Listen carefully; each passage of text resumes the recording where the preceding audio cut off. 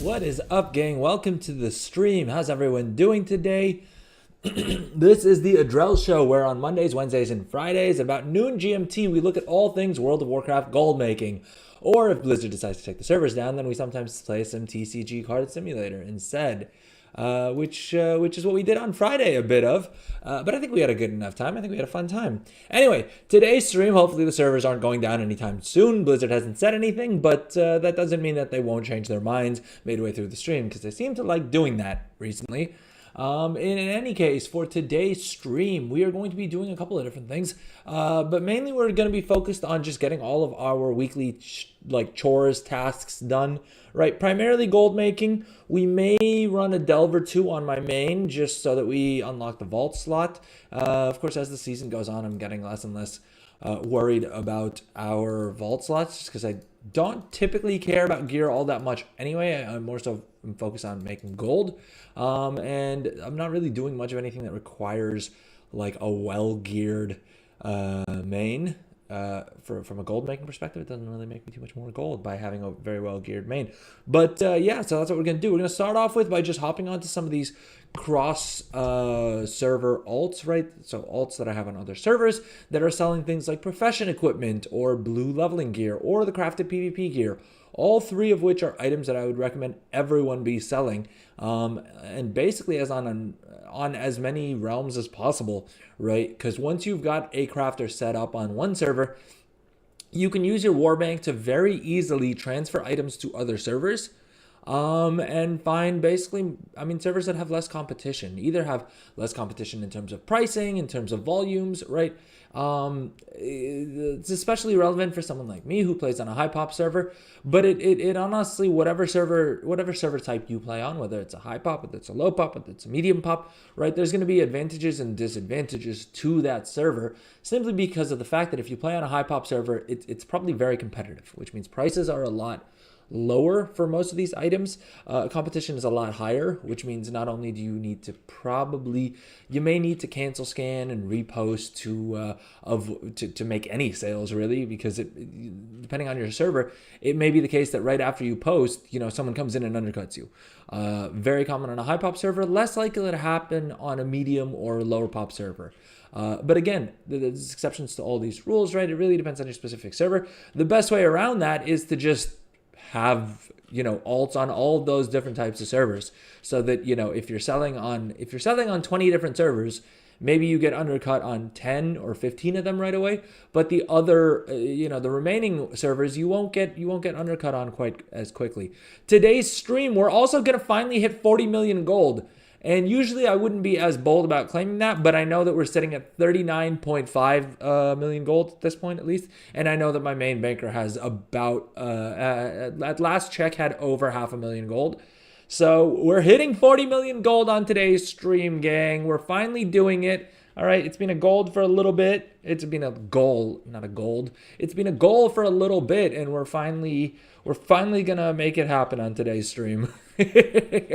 I know all of last week we thought that we'd be hitting it on every stream last week, and then we were always like 200,000 gold. I think on last Wednesday stream we were like 250,000 gold short. On Friday stream we were like 100,000 gold short. And in all honesty, if we had spent more of Friday's stream focused on gold making stuff instead of playing TCG Cards Shop Simulator, the name of the game, I know it's an early access, so far super fun game, but I feel like they should work on the name. TCG Card Shop Simulator.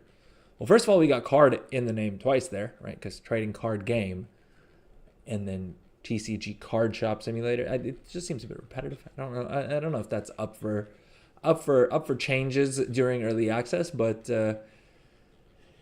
yeah, that may be something that's worth them looking at. Anyway, that has nothing to do with WoW gold making. So, what is up, chat? Welcome in. I see we have a couple of people joining us on Twitch, at least we had a couple of people joining us on Twitch, and we had a couple of people joining us on YouTube. If you are watching live, drop a message in chat. Let me know what's up. Yeah, let me know how your guys' weekend was. Did you make a bunch of gold? Do you have any plans for this week in terms of gold making? Do you guys have any questions in specific you'd like me to cover? Any professions in specific, right? We're doing all of this for you guys. So yeah, let me know. Let me know in chat. And I'm just realizing I need to link the YouTube chat into our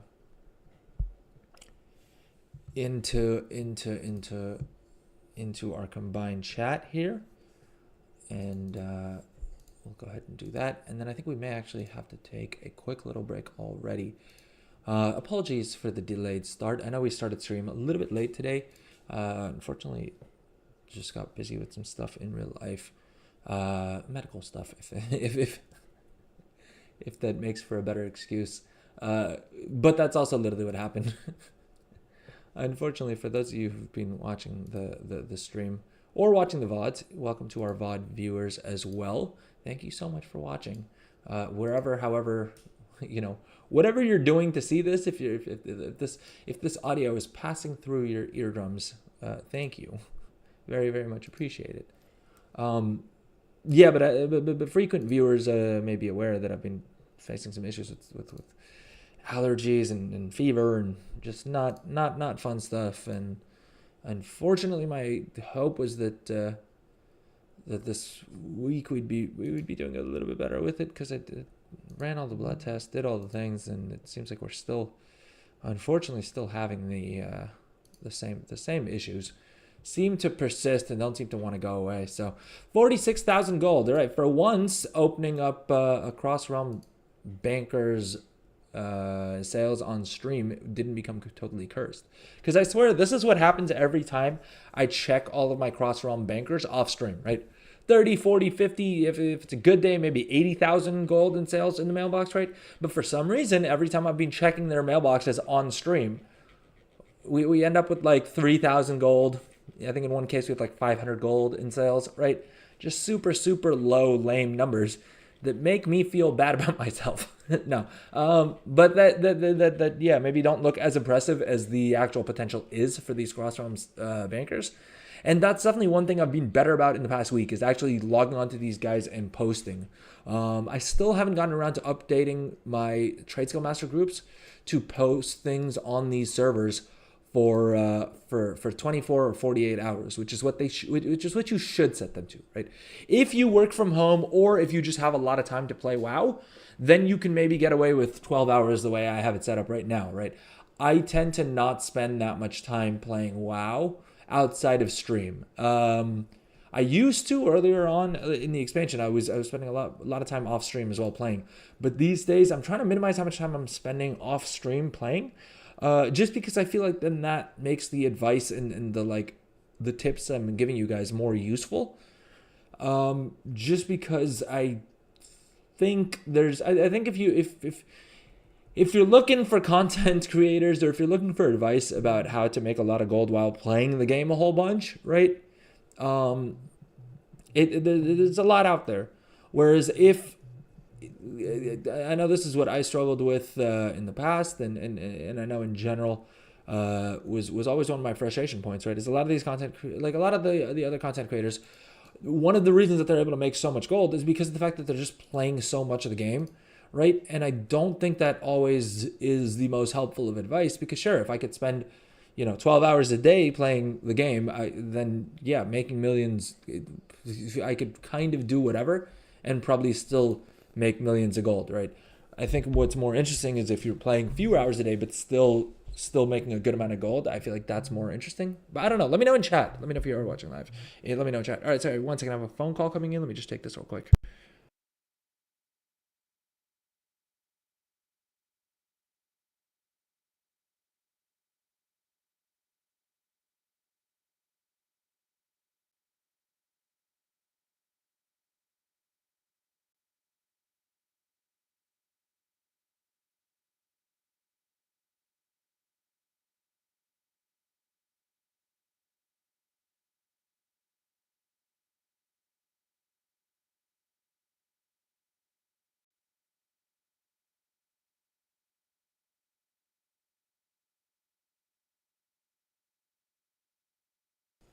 All right, and we are back.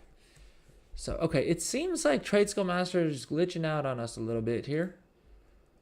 Because this shortfall to bags feature is what I've historically been using to restock my bags on all these alt characters, right? Basically, it just means that I don't need to like go through and manually see which items I need to restock, right? Anything that's not posted in the auction house, it will pull out the correct amount and post them, but it doesn't seem to want to work. And I can't be bothered to like reload an interface, like reload the interface. We've got too many characters to get to. And this is also just all bonus stuff. I mean, the main point of today's stream is to get through the different chores that we have to do on our main account. So this, I just wanted to show you guys that listen, I'm not just plugging something that doesn't work. This is genuinely how I'm making a good amount of my gold. In fact, let's take a look here. Although we should do this after we actually open up all of our auctions. But if we look at the last week, and let's remove Illidan from here because that is my home realm.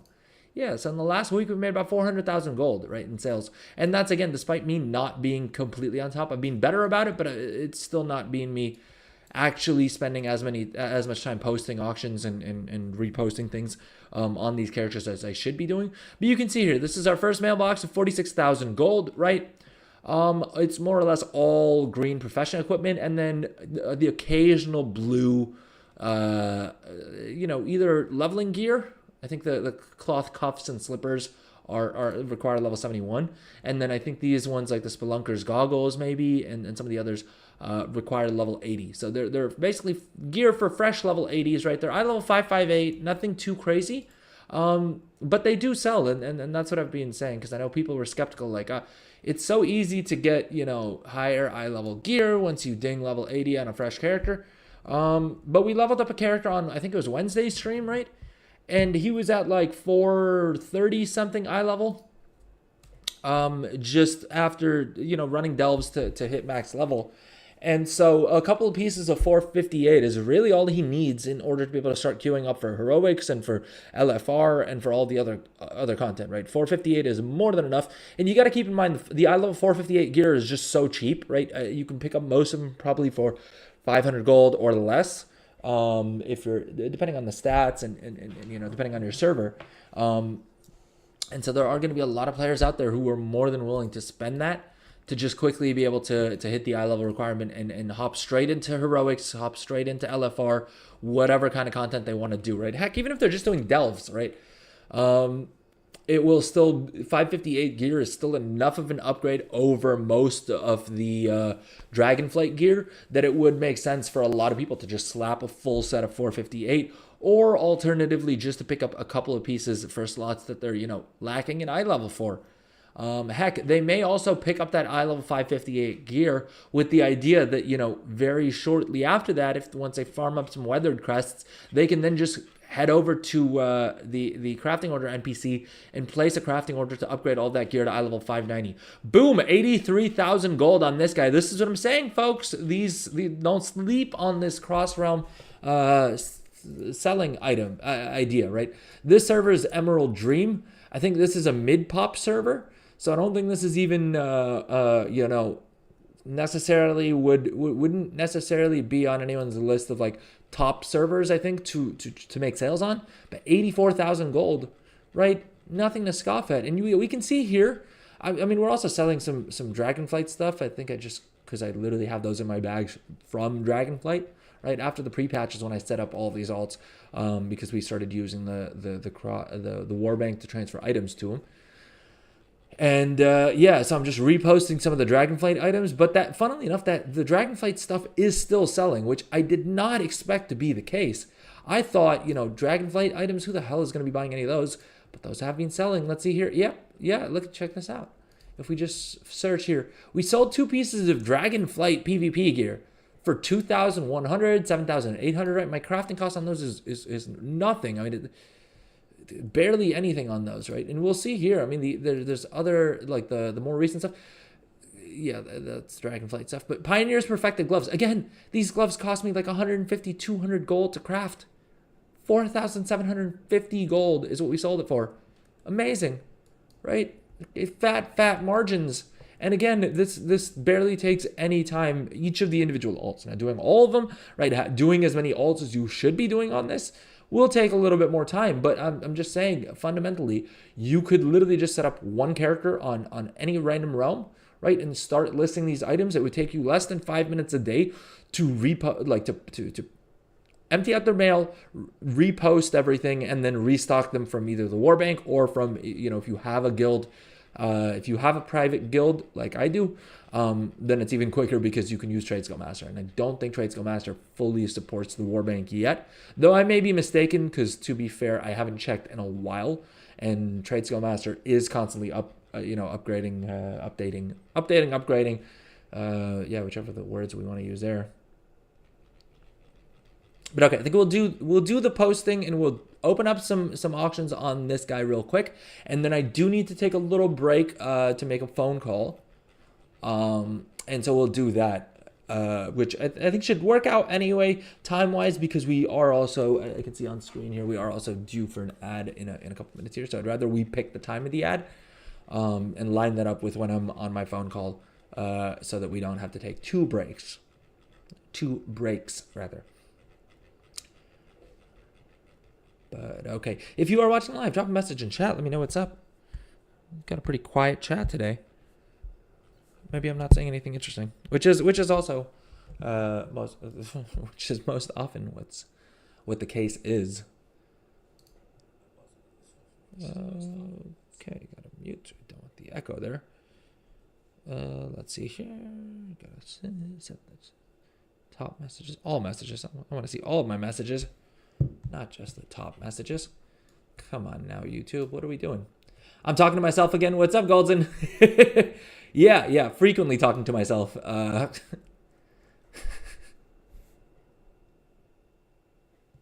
What's up, Golden? How's it going? How's your weekend?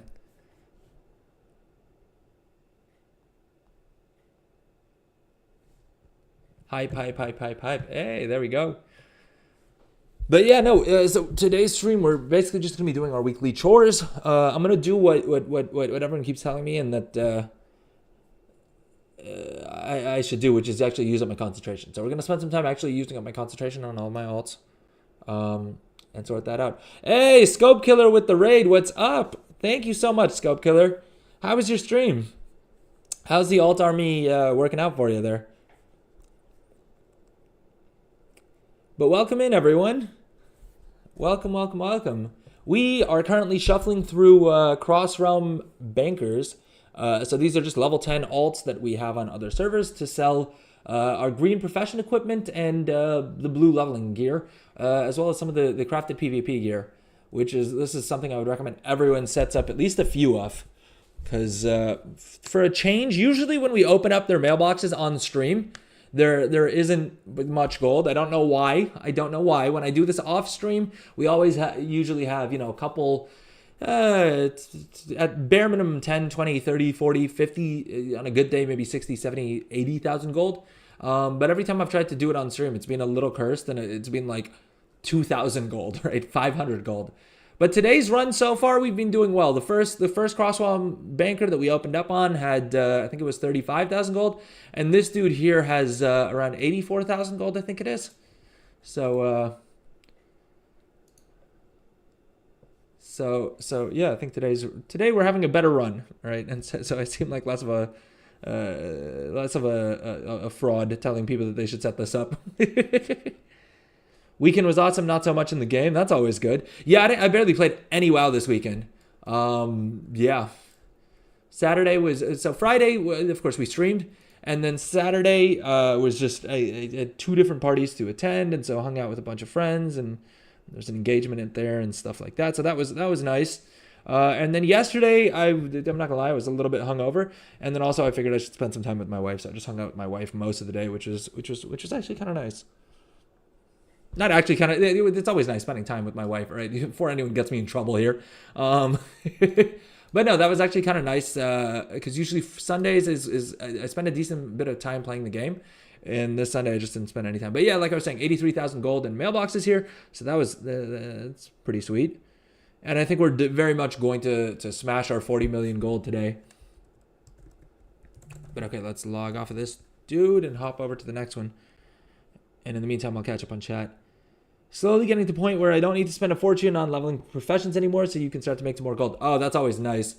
That's always nice. Every time I think I'm close to that point, I'm like, oh, well, I do still have like a dozen more alts. Well, more than that, actually. At this point, I probably still have about... Realistically, I probably still have like 28, 30 alts that I need to set up professions on. I just haven't gotten around to it. I've just been having fun with the characters that I have set up professions on. And since I'm not doing the concentration builds anyway, I'm not really missing out too much on waiting longer to set up professions on them. I mean, I would like if I was to do the smart thing and do the concentration builds on them, then it would be more valuable. But I don't see my playstyle changing anytime too soon. You need to buy some more of your own auctions to make the numbers look good.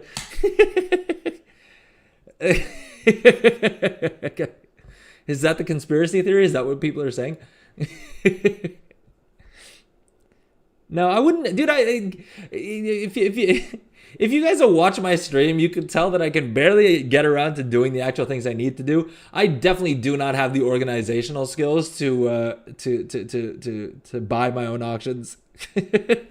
I can barely manage. Dude, I'm struggling with 2 accounts, Scope Killer. Not all of us are as good at managing 5 accounts at once as you are. So yeah, I definitely wouldn't be able to coordinate that.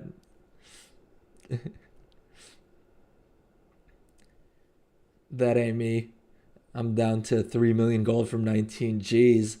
Won't be surprised if some YouTubers do it to get some better content. Well, so I don't know if people do. I don't know if people still do it now. But I recall that like earlier, I know a couple expansions ago, what a lot of YouTubers or content creators would do, not a lot of, what some allegedly did was they would basically copy their alts to the test realm, and they would shuffle gold between their alts so that they could smash like their numbers, right? Hey, thank you for the follow, Nidgestim. Welcome to the stream, and thank you so much for the follow. Very much appreciate that. But yeah, supposedly that was the move, is like people to have crazy numbers on stream. They would basically copy their alts multiple times to the test realms, so that they could basically stream or like, well, I don't know how well that would work for stream, to be honest, but I think they would record their videos basically on the test, like on the test ROMs, right? On the PTR, so that they could stream with these huge numbers in their what do you call it? Like in their trade skill master or in their inventory. They could be gold capped without actually having all that much gold to begin with.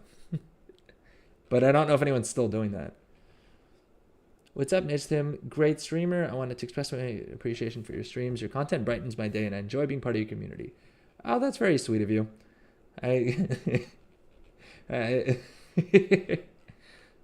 I'm not 100% certain that I fully buy it, but I'm you know what? I'm gonna hope for the best here. I'm gonna hope you're being genuine, and that's very sweet of you to say. You'd love to connect on Discord? Yeah! !Discord. We'll throw up the Discord link for you there. Why, dude? I don't know what iTunes is doing. It's just it keeps stopping the music. It stopped like 3 times while we were getting ready for stream. Are we good now? There we go. I think that should have hopefully fixed it. Let's see here. Boom. All right, we've got the overlay showing up as well. And oh no, I think we missed the ad break. But I will need to take a quick break in a second here, because I do need to make a phone call real quick. What's up? I see we have a bunch more people joining us on Twitch. Welcome in, everyone. Drop a message in chat. Let me know how it's going. We are currently on one of my cross-realm bankers. So this is just a level 10 allied race that we have set up on a different server, and we use the war bank, or in my case, the cross-realm guild bank, to transfer items to these other realms so that we can basically open up our markets, right? I play on Illidan North America, which is one of, if not the highest pop server. I mean, it changes day to day, week to week. But it's basically, Illidan is as full of a server as you can get. And because of that, right, not only are prices for a lot of items very, very low, which makes, you know, selling profitably a lot harder, but also if you aren't cancel scanning, which I've done a lot of cancel scanning in my day. These days, I just don't have the patience for it. And I also don't feel like it's super helpful to people who watch the stream or watch videos to be like, all right, the way you make a bunch of gold is by sitting at your auction house all day, every day, cancel scanning and reposting, right? And so a server like Illiterate, you're going to have to do a lot of that. On other realms like this one, I think this, I literally have to set up a macro that tells me what realm the character is on, because otherwise I can't keep track of what server we're on. And this guy's on Kilrog. Kilrog has been somewhat decent for me, but I mean, as you guys can see, we only have about 6,000 gold in sold auctions on this server specifically. The last two characters that we checked had 35,000 gold in their mailbox and 83,000 gold. So, yeah, I mean, the main thing I'll say with this is it's... Oh, sorry. Moved away from the microphone right there. Spilled some of my beverage here. I don't tend to mention the names of beverages on stream much anymore, because every time I do, everyone thinks that I'm like sponsored by them, which I would love to be, but I'm not. So I'll just say there's a diet version of a beverage that involves some mountainous terrain, right? And I think that should be specific enough in and of itself, but let's just say you may find this, what the name refers to, in the mornings, all right? On a mountain. I feel like that's... Is anyone having difficulty figuring out what beverage I'm drinking here? If so, I'm a little bit genuinely concerned. But hey. All right. It does seem like Trade Skill Masters shortfall to bags thing is a little buggy today, but we'll give it one more shot. And if it bugs out again, then we'll just log over to the next alt. You smell the scam, not gonna lie. Low key, yeah. I mean, I'm hoping it's just a nice viewer saying some sweet words. But usually if someone joins the stream, follows, and then straight away tries to pitch their Discord, I'm just gonna say it. There's a lot of times they're trying to sell me some AI art, which I mean, yeah, we'll see what happens. Hopefully that's not what Nidge Tim is up to, though. Hopefully Nidge Tim is genuinely a viewer and just had forgotten to follow before. But yeah, I mean, hey, if anything, that serves as a reminder to everyone watching out there. If you are watching and you're enjoying the content, or you want to keep on top of things, or heck, maybe you just want the gummy pet. We're doing another giveaway on Friday. Last week we actually technically had two winners. Who I will be giving the pet codes to, but we'll be doing another giveaway on Friday stream, so definitely consider following, subscribing, right, doing all the things. Twitch subs do also get 5 bonus tickets for the giveaway, so yeah, that, and also you'll help me replace my broken headset here, which was the entire reason that we were late to start stream on Friday. So I mean, there's something in it for you guys as well. In addition to the ad-free viewing experience and the other benefits that you get from subbing. Fun fact, 100 million gold is worth 33,245 dirhams. God damn, that's a lot. Yeah, that is a lot. To translate into American, that's what, like $10,000? Is it literally that linear though? I mean, it's just slightly less than $10,000 technically. I feel like 100 million gold sounds like it should be worth more than $10,000, but then at the same time, maybe not. Because I was doing the math. I think this was why I was doing the math. I was watching the Mr. Beast video where he has like a bunch of YouTubers competing. He had, I think, 50 top YouTubers competing to win $1 million for their audiences, right? And being me, my first thought was, okay, if let's say I won that $1 million, right, and I had to give it away to my audience, how many tokens would that equate to? Now, I think we can all agree that if I had $1 million to give away, the stupidest thing I could do with it would be to buy tokens, right? Because right off the top, we're giving, basically all we're doing is instead of donating that money to charity, we're now giving $1 million to Activision Blizzard / Microsoft, right? So I think it would probably be the stupidest way to think that I could potentially do with $1 million that was given to me to give away to my audience, right? Anyway, I still wanted to crunch the numbers, and I think the number I came to is that for North America, it would work out to like 4 billion gold. I think the number was. Let's see here. I'll try and run the numbers again. All right, so we've got $1 million. All right, we divide that by $20 because that's 50,000 tokens, and that works out to 10 billion gold. 10 billion gold. So yeah, $1 million would buy you 10 billion gold, and then presumably you'd take a 25% hit if you then wanted to convert that back into Battle.net balance, right? But okay, next alt, and we are going to take that quick little break right now. I'm just going to make my phone call real quick, and then we'll come back and get back to this. We have a couple more cross-realm bankers to get to, but I think fairly soon, probably when we come back from break, we'll also boot up the second account and get going with the chores on that account because we have a lot more characters on that account. Yeah, and so we're going to basically go through all of my characters at least once. Oh, damn it, I missed out. Oh, dude, I did the thing I do every Dark Moon Fair, which is that I forget that it runs out on Saturday. And so I missed doing the Dark Moon Fair on most of my alts, which is kind of funny because last month I did the Dark Moon Fair on every single alt. So it's fitting that this month I would forget to do it on most of them, which kind of sucks because I know some of those characters were just 3 knowledge points away from being able to do something. But hey, I haven't been staying on top of patron orders or the catch-up knowledge points anyway, so can't be too mad about that. But okay, yeah, see, basically, I think the point is if I'm streaming to fewer than, like if I'm streaming to 1 or 2 viewers, then all of these bankers have a bunch of gold in their mailbox, right? The first 2 characters we checked, we had like 1 person viewing live, and we got 35,000 and 85,000 gold in the mailbox.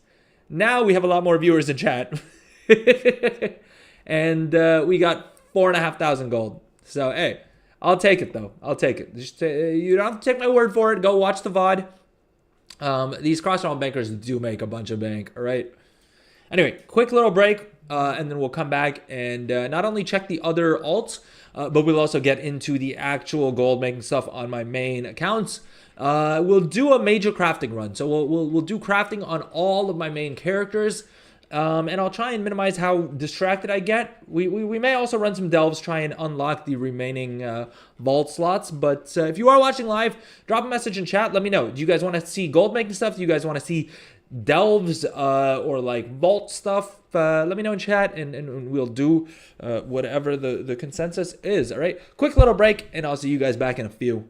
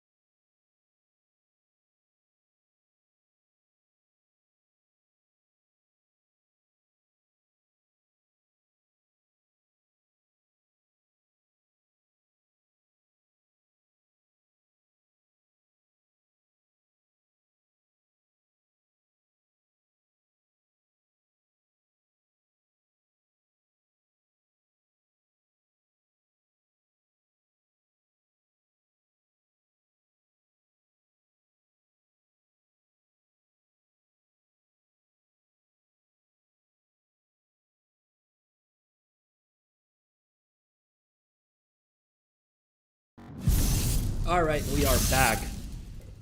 So, yeah, didn't end up taking the call, unfortunately. Looks like the other person's a little bit busy right now, so we may have to we may have to take a little break again in a little bit to take the call. But it'll be okay. It'll be fine. It'll be okay. The stream will continue. All right. What's up? How's everyone doing? How was the weekend for everyone? Did you guys make a bunch of gold? What are we feeling?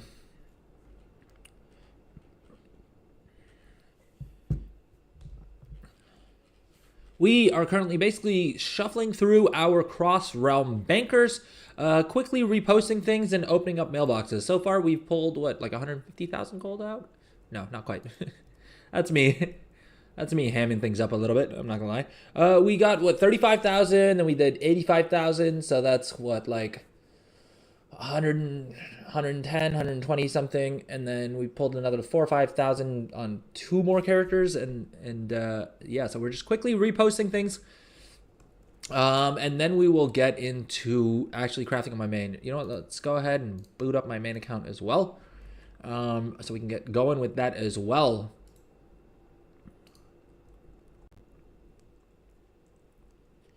Let's see here. Dude, shortfall to bags is glitching out again. All right.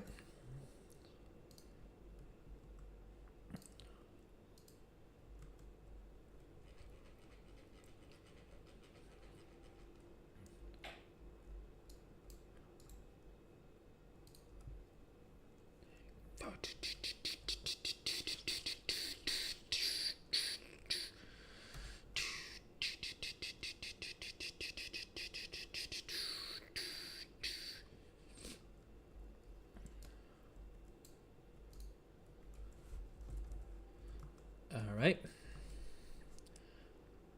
That's one more alt down. I think we have 3 or 4 left.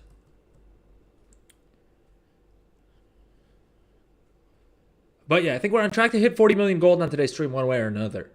Because I know my main banker has over 500,000 gold in their mailbox. And what do you call it? And yeah, we're at 39.5 million gold in our bags. So yeah, we're definitely smashing 40 million. Question is, how much more? Can we hit 41? Probably not. I mean, maybe, but probably not. But maybe. And so this dude is on is on Rexar. I mean, my main point in this is just I would take a look through something like what do you call it? The Undermined Journal, or I guess Trade Skill Master as well now is updated, right? So you could use Trade Skill Master as well to identify other realms to sell these items on. What I would do is I would start off by figuring out what items you're planning on selling. For me, when I set these up, I set them up back in Dragonflight, so these may not be actually the best servers for me to be doing this on. I just have it set up, and I'm pretty lazy. If you guys have watched the stream, you know this. Oh, geez, this guy has nothing in terms of sales. That's not great. That's not great.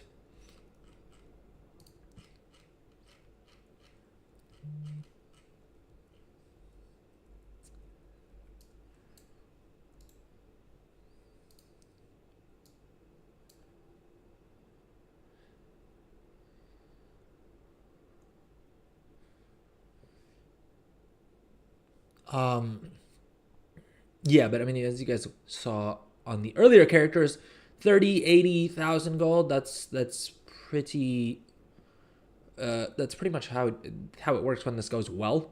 But a big part of it is also, I mean, there's a good chance that what happened was I posted some of these items, and right afterwards someone came in and undercut a whole bunch of them. And that's just how it is, right? It's 20% of the time it works 100% of the time. All right. It's the best way I can put it. Yeah, and I mean, the way you'd get around this is by posting more often, right? Or by posting for longer. Because again, on all these characters, I'm posting for 12 hours, which is not what you want to be doing. ideally you wanna post for at least 24 to 48 hours. You can post for 12 hours if you're willing to check all these characters, twice a day. Then posting for 12 hours the way we are right now, the way we're doing right now, would work. But realistically, I check these characters maybe a couple times a week. So I would be much better served by posting for ideally, 48 hours. But with 48 hours, there's a good chance that I get undercut at some point anyway. And then we're just paying higher deposit costs, right? But again, I mean, the deposit costs on most of these items, I am careful with item selection where I pick items that are worth at least a couple grand, right? In most cases.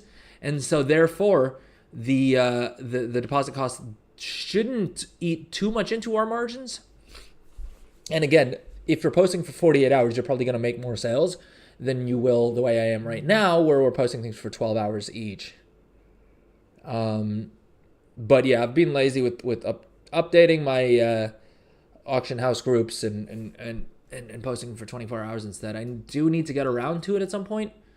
But yeah, maybe we'll do that on Wednesday stream. Maybe I'll target doing that on Wednesday stream, simply for what do you call it? Because then we can also do a little bit of a guide to Trade Skill Master that I know some of you guys have been asking for. I mean, my Trade Skill Master setup is very janky right now. It's literally, I just have groups set up to post things at a minimum item price, right? And that's it. So, I mean, you'll see if we mouse over any of these. This one, you'll see the auctioning operation there is 2,400 gold times 5, or divided by 5. /5. And all that means is that anytime this item is selling on any server for above 2,400 gold, we'll post 5 of them. And it's literally, that's how simple my Trade Skill Master operations are. Again, not saying that this is the best move, but it's the easiest to set up, and it's what's been working for me so far. So if it's not broken, there's no point in fixing it, I feel like.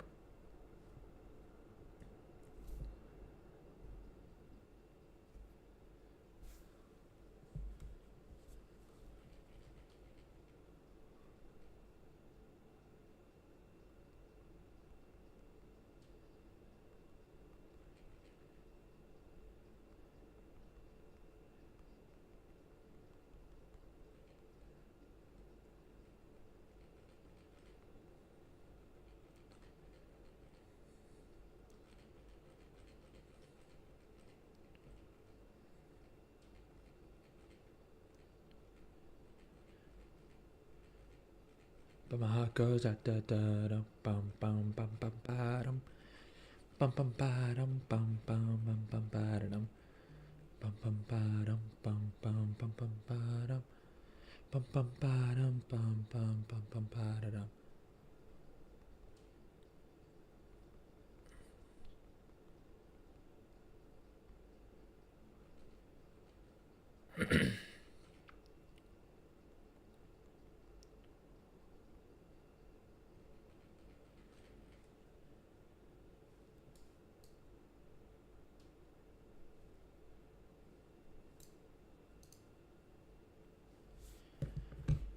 Okay, so yeah, this dude not as good sales as we would have hoped, but hey, it is what it is.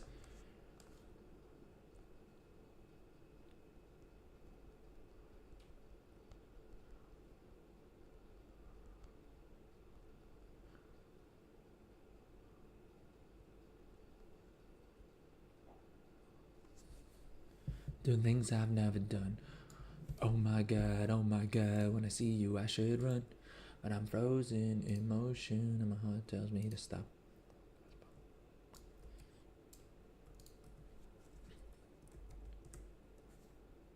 How are we feeling about Adrel Show karaoke? Am I carrying a tune? What are we doing?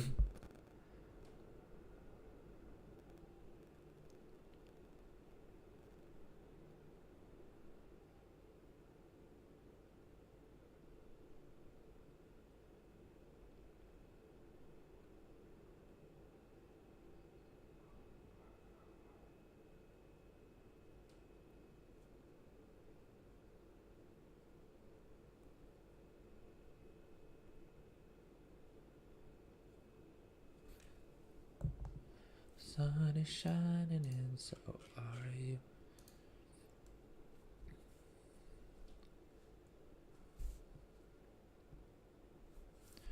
Can't you see that I got news for you? Sun is shining and so are you. Gosh dang it. 675 gold sold on the server. Yeah. We started off strong and it's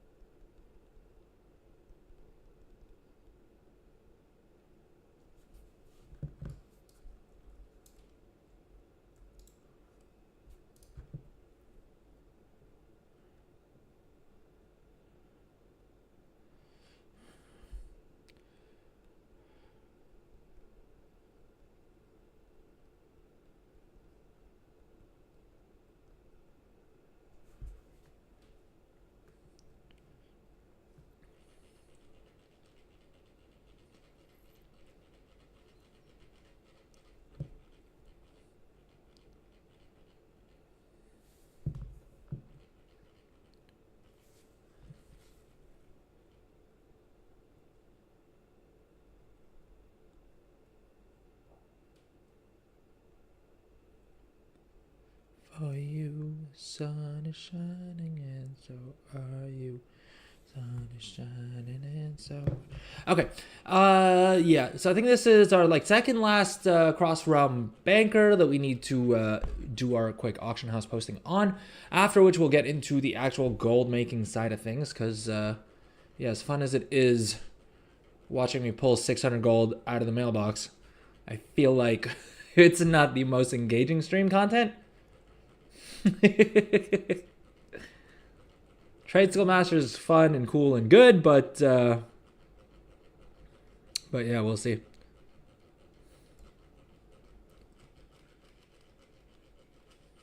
I don't know if it's the most interesting thing to stream. But yeah, I mean, like I said, basically we're selling green profession equipment, right? That's selling well. In addition to that, we're also selling this blue leveling gear. We have a couple of Dragonflight items in here as well, which you may wonder why we're doing that. But honestly, I'd stopped posting them for a couple of days. On other servers, though, I've noticed that they are still selling. And you'll notice the prices here on these are like 9,000, 10,000 gold. And for whatever reason, I'm not sure why, but they do sell. People are still buying the Dragonflight crafted PvP gear at pretty high prices. So I'm not sure if it's just people who don't have the war within yet, because I'm guessing there's still more people like that than we would probably suspect. But that aside, maybe for transmog, I mean, maybe I've seen some Reddit posts that it looks like people are also still trying to get the transmog from the Dragonflight PvP gear. So maybe that's what's going on. But I mean, also things like trinkets and what do you call it? Necks and rings and things are selling as well. So it's not purely transmog sales. I think there are actually some people who are just picking up the Dragonflight PvP gear. Maybe they're leveling alts, right, through PvP. And so once they hit Dragonflight territory, maybe it's worth it for them. I mean, that's the only thing I can think of, is maybe if you're leveling an alt, right, purely through Battlegrounds, you'd probably want to slap a full set of Dragonflight PvP gear on them, right? Because that will still scale to like, what, 528 or something? Which is pretty decent for a level 70. And heck, even if you're just leveling from 70 to 80, I level 528 in PvP is pretty decent, because that probably gives you a bit of an advantage over everyone else in the leveling bracket PvP brackets, right? The leveling PvP brackets, is that the right word? All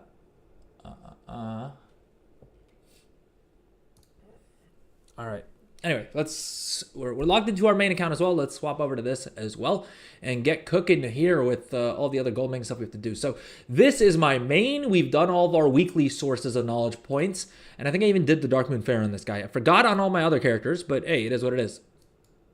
Right? No point crying over spilled milk. Let's see, are any of these patron orders worth doing? This one just barely, but we got to use up 470 concentration. Pointless, not doing it.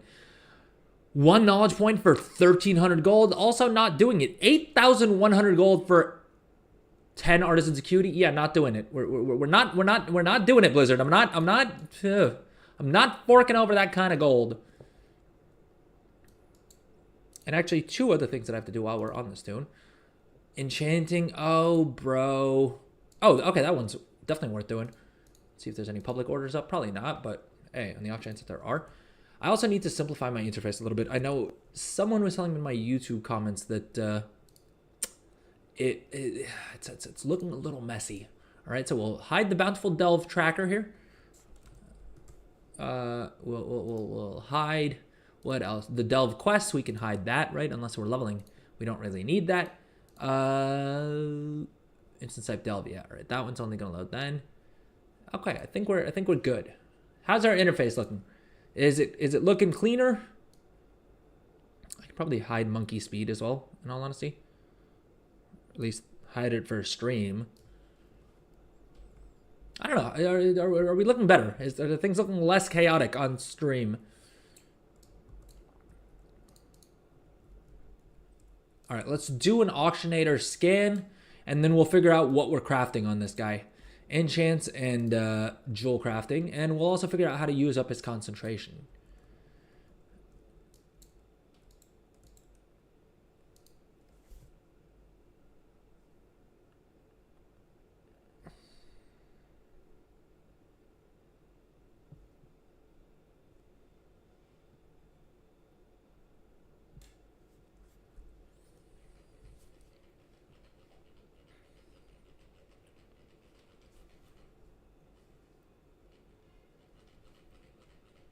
Day mean everything to me, but I mean nothing to you.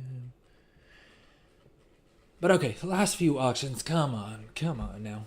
Post these last few auctions, and then we'll get into the actual gold making fun side of things. Right, we'll smash our 40 million gold. We're so close. Check this out, 39.6 million gold. And we know that we have at least 500,000 gold in sales on my main banker, and then we have our other banker as well, who also has a little bit of gold, right? Another 100, 200,000 gold.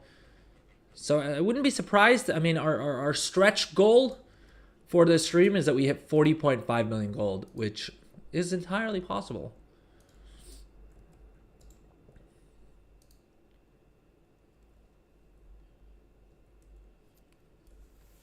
All right, I'm going to hit the camera for a second, but I'm still here, so nobody stress out, all right?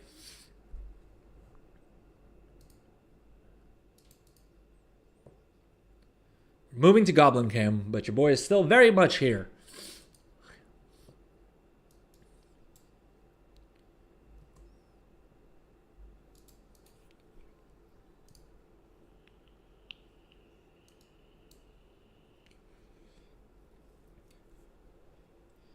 Shortfall to bags is actually working, which is nice.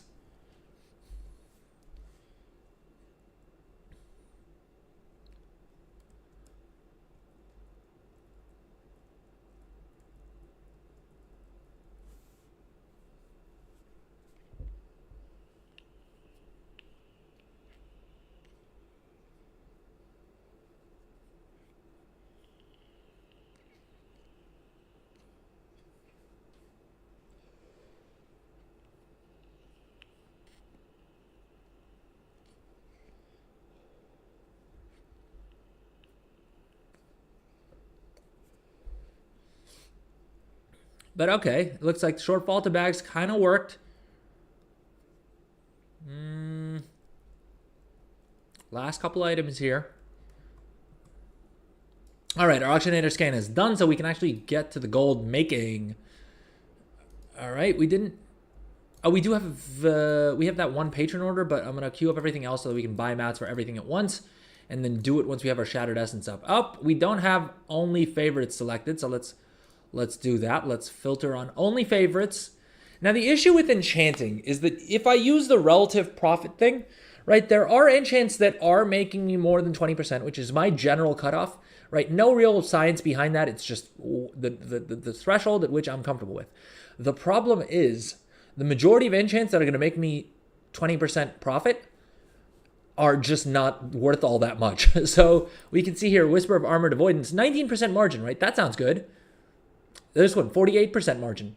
But the actual profit's only 159 gold. So can I be bothered to craft something that's only going to make me 48 gold? Not, or 159 gold? Probably not, right? 48% sounds very sweet, but 159 gold doesn't sound nearly as good. Now the second one here, this I would do, because that's 2,000 gold per craft. That's worth my time and energy. Hey, Bipolar Taco, what's up? What's up? Welcome to the stream. How's it going?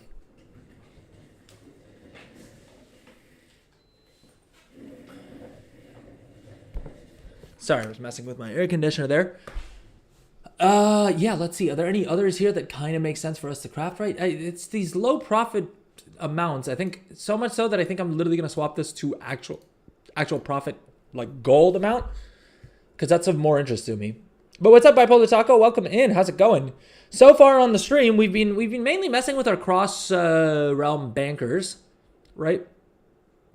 And we pulled like 130,000 gold, I want to say, right? The first two alts that we hopped on, we had 35,000 gold in sales, and then we had 83,000 gold in sales, right? Things were looking good. We felt like we were on a good run, and then every banker since then has been like 5,000 and literally 400, and I think the last couple had like 0 in terms of sales, so that's not super great, but hey, it is what it is. Pretty good. I'm sore from moving all weekend, but it's finally done, so I'm excited to have my weekends back. Oh, hell yeah. The moving houses, I'm guessing, right? Good stuff. Good stuff. Congrats on the new place. I didn't. It sounds like you probably didn't play much WoW this weekend, which is my story as well. I did not play WoW at all this weekend. Yeah, Saturday was just busy with had some parties and some social things to get to, friends engagement, right? Yeah, and then Sunday I was, I'm not gonna lie, low-key kind of hungover. Dude, post 30, I just can't, like, hangovers are so brutal. It's just not a fun time. And yeah, but basically spent the day hanging out with my wife, so that was a lot of fun. And yeah, barely played the game at all, and honestly not zero regrets about that. I've said it before and I'll say it again. I feel like we're definitely at the stage of the expansion where it's yeah, there's not less to do in the game, right?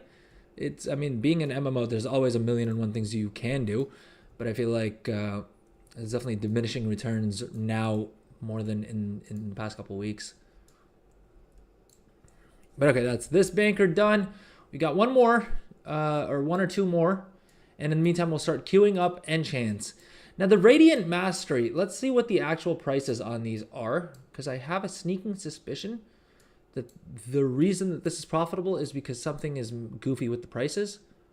Although it doesn't seem to be. It looks like the rank 3 are at about the price that they always are, right? If we look at the current price versus the recent value and the market value as well, 9,800 gold is sort of at par. Because I'm always skeptical with enchants, right? If the profit margins are looking a little bit better than you know, other similar enchants, I'm always a little worried that maybe it's because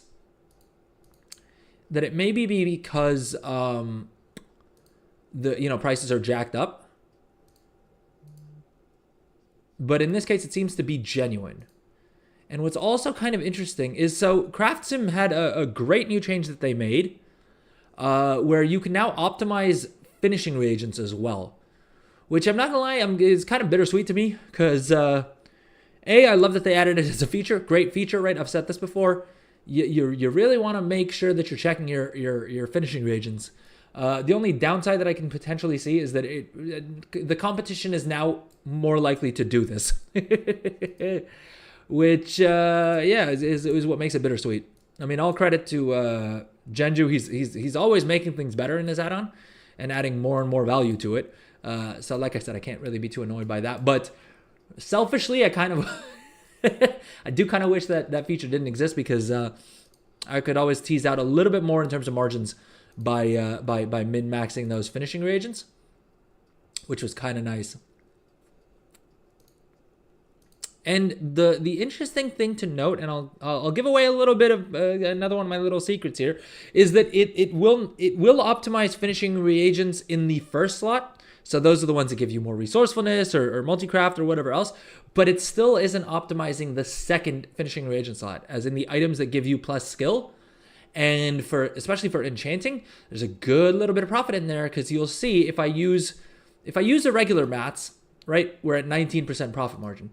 If I add in the stack of Pentagold reviews, I'm now making 23% profit, which may not sound like a huge difference, but honestly, enchanting at this stage of the expansion is such a game of little edges that it is going to make a difference. All right, I think what we're going to do is we're going to check the last two cross-region alts. We'll then hop over to the first character, right? My main bankers. We'll open up all of our mails. We'll do the mailbox opening. We'll smash our 40 million gold target. And then we'll actually start spending gold again to make more gold. Yeah. This is why I used to historically always do the mailbox openings at the start of stream. Because that would on paper be when I have the most gold, right? Because when I'm crafting is when I'm spending a bunch of gold, right? I'm reinvesting that gold to make more gold out of it. Yeah. Inverted prism. All right, let's remove the cost price override for this. And the reason I do these craft sim price overrides is because that's how I calculate the amount that I want to set up my trade skill master groups for. All right, we may have to do that again depending on how much prices have shifted. Ooh, dude, jewel crafting still has some pretty decent margins on the reagents, and I'm surprised by that because I don't have a multi-craft tool on this guy. He has a resourcefulness blue tool, and he has the blue extravagant loops, but he doesn't have a blue multi-craft tool, which is probably going to be the next little piece of gear that I get for him. Gosh dang it, Moon Guard with 992 gold. Come on now, what are we doing here? Hoping my pet flip made me some money over the weekend. Logging in to check now. Ooh, which pet did you flip, if you don't mind sharing?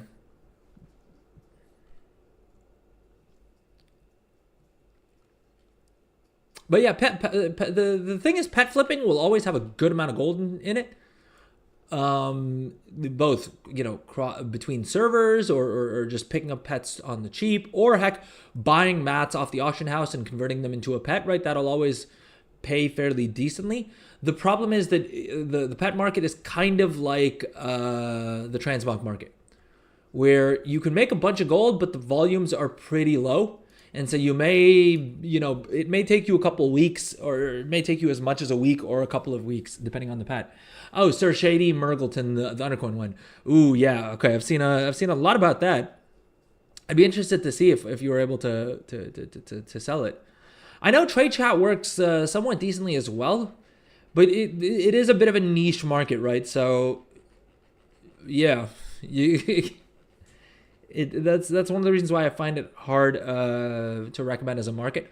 What I will say though, and what I will always recommend, is the crafted pet market is sometimes a little bit better in that sense. I don't know why. I know why. The reason being because a lot of pet collectors may not be as into professions. And so the only way that they can get those crafted pets is obviously through someone with the profession. And if they're not, you know, if they don't have as much time to play, or they just don't want to wrap their heads around the profession system, which, I mean, as I think we're all aware of now, in the War Within and in Dragonflight as well, the profession system is a whole metagame in and of itself, right? And so if they have limited amounts of time, then they may just be willing to, just pay someone to figure out the crafting thing for them. right? Because I mean, yeah, if you're a pet battler, if that's what you enjoy doing in this game, you can make a decent bit of gold simply by buying level 1 pets, pet battling with them until they hit pet level 25, and then selling them for that, and like selling them as level 25 pets instead. I think I have the add-on enabled here. I don't know if I have my settings completely unjanked. I think I have to go into my options here. But I believe if we come down to, where is it? Rematch TSM pet values here. I think there is a way to segregate prices for, never mind. Because I know I had it set up at one point where the first slot here would give me the price for a level 1 version of this pet, and the second thing here would give me the price for the level 25 version of the pet. And that was great because then I could identify where to use those pet stones. Now, of course, you can manually level the pets from level 1 to level 25.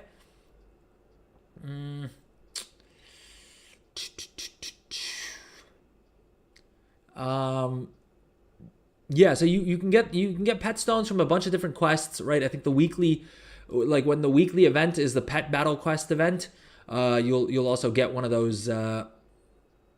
You'll also get one of those epic pet battle stones, right? And so you could definitely use that to make a little bit more gold. And bipolar taco, if you're having issues flipping the Sir Shady Murgleton, I would say that's not a bad move. Potentially, one way you can add more value to it. Sir Shady, let's see here. Sir Shady Murgleton Jr. Oh yeah, it looks like at least on Illidan, no one's selling the level 25 version of this, so you could easily either see a quicker sale on the pet you have by selling it for 31,000 gold, but at level 25, right? Or you could probably slap another like 10 or 15,000 gold on top of that. Yeah, it's more than a 10x flip. Wait, how did you buy it super cheap? Was that the thing?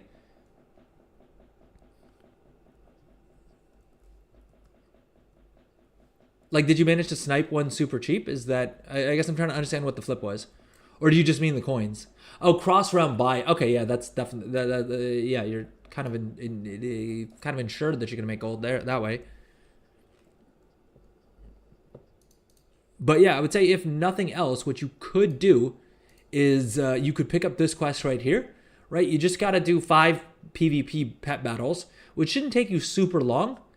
And then you can use this stone on your on the Sir Murgleton thing and probably sell it for 40-50k, because people will pay extra to not have to level the pet to level 25. Because for a lot of pet collectors, they not only want to collect the pets, but they also want to have them all at level 25. And also, if you're just picking it up to like finish out a comp, right? Maybe there's a certain specific like pet battle team that works particularly well with that pet.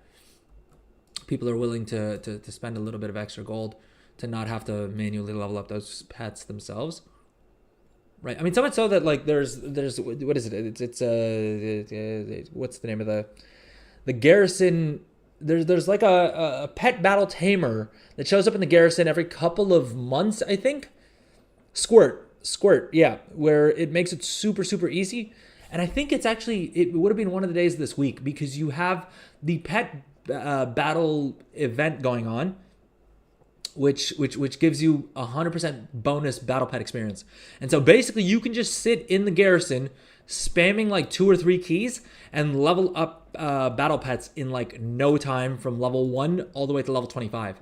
And so I know a lot of people who make gold with pets will basically just spend all day on Squirt Day, which is an interesting name, but is literally just the name of the pet battle tamer, is called Squirt, and so that's why it's Squirt Day.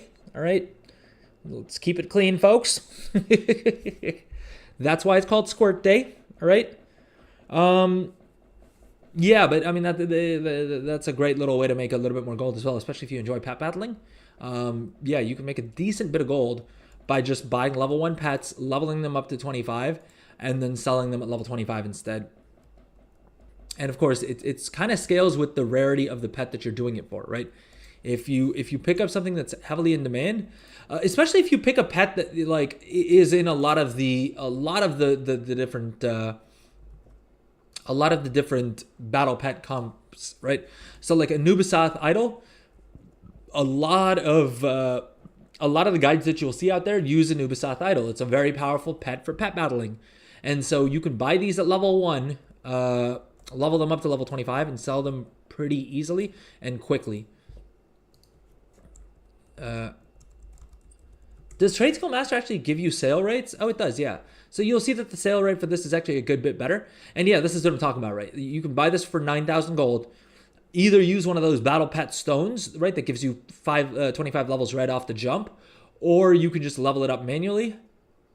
And annoyingly, it looks like for this one, there's not actually that much of a price difference. The level 25s you can pick up for 11,000 gold. But realistically, what you could also do is you could also be a little bit cheeky and reset the market on this.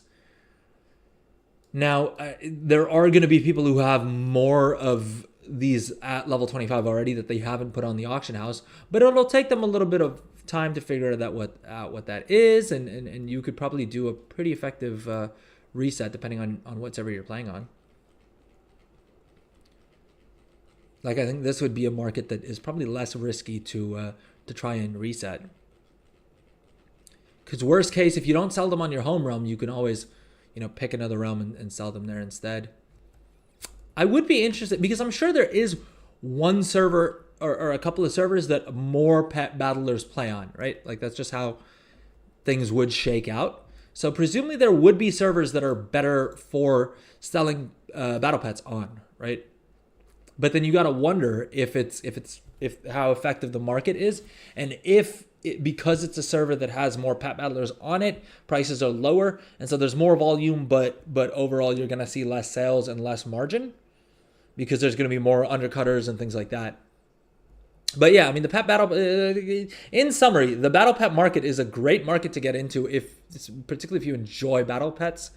And leveling them and stuff like that. You can make a lot of gold playing Pokemon in this game.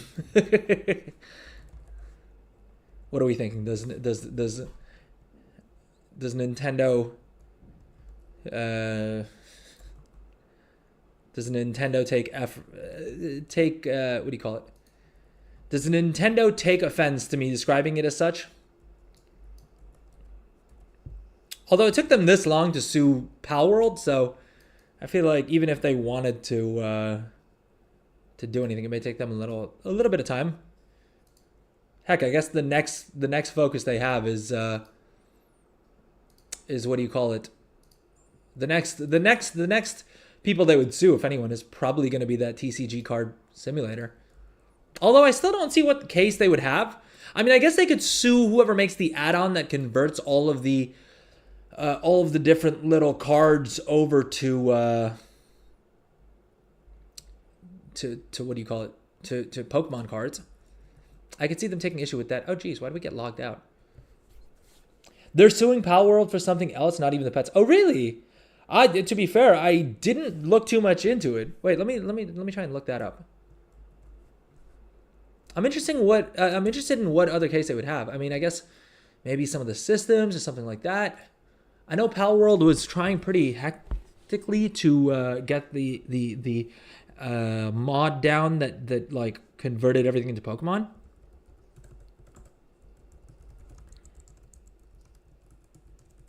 They're suing for a mechanical patent. That makes sense. That does make sense. Can the tension of family-friendly nice guys and we sue everyone and send a disabled person to jail really continue to exist in perpetuity? Yeah, it's I don't know much about Nintendo to be quite honest, but I've watched a couple of Ludwig videos about how they've dealt with like some of the competitions in the Smash scene, like the Mario Party Smash or whatever game, and it sounds like they're pretty hectic. But okay, this article doesn't seem to say anything of of what the case is. Let's see here.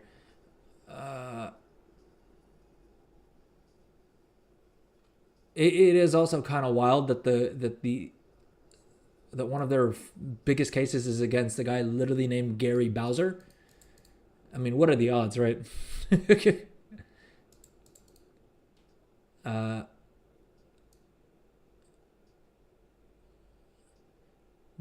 Okay, so it looks like the whole Pokemon Gun's reputation and use of Pokeball-like PAL spheres, potentially the crux of Nintendo's patent case.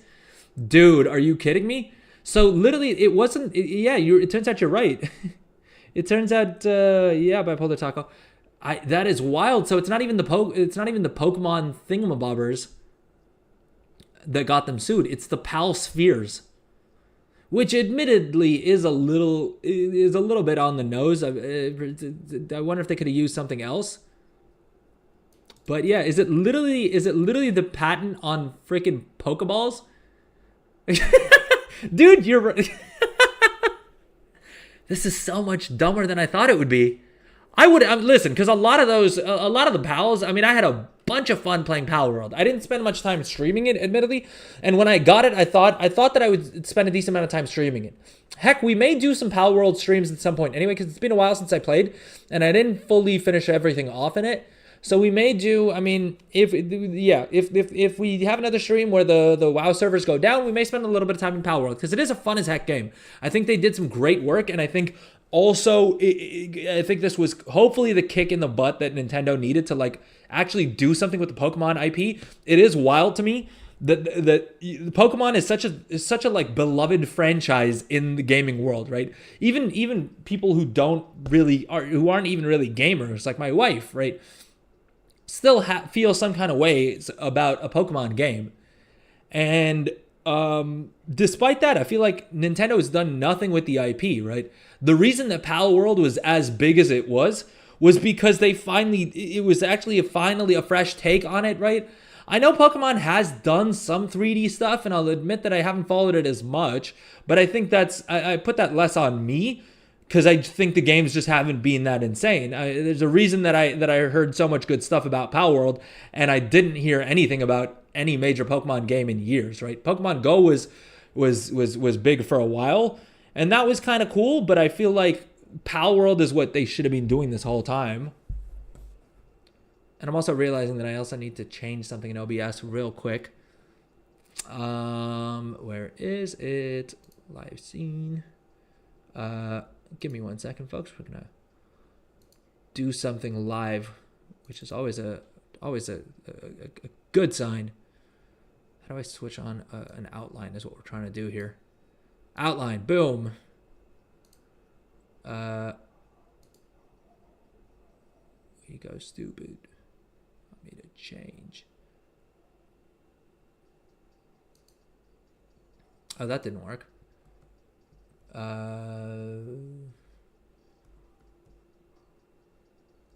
right, 1 second.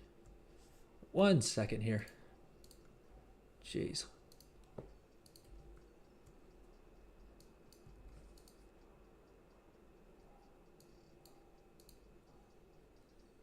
Did that work? Do we have an outline on the text like I wanted? Interestingly enough, it doesn't look like.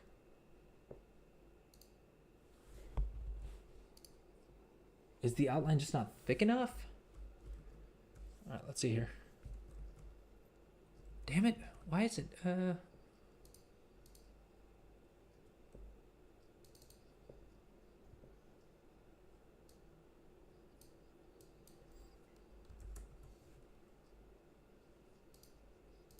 Oh, that somehow looks worse. Jeez. The hell? Sorry, I'm trying to throw an outline so that the vertical stream looks better. And this does not seem to... This just does not seem to be working.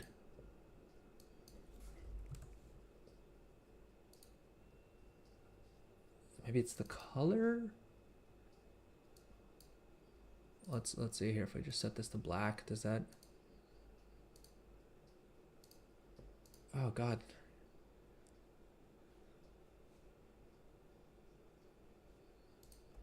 Okay. Anyways, I'll figure it out off stream. But yeah, that's wild. So basically, they sued them over the Pokeballs, which is wild.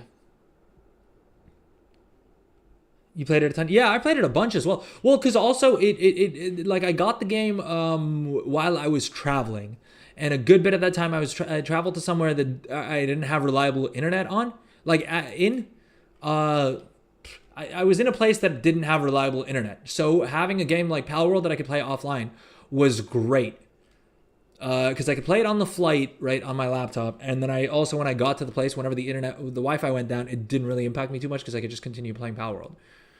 I didn't have access to like the websites, right? Like the different online guides, which was always kind of handy. And I think also playing WoW, you sort of get into this habit of like anytime anything's even mildly confusing in a game, you just alt tab to Wowhead, right?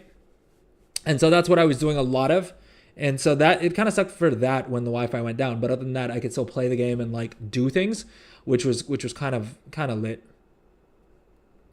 I went and bought 4 bags of trolley so you could get the pet. Good stuff. Well, so you only need one for the pet though, right? I guess if you went to the different stores, then you could have picked up the different tabards as well.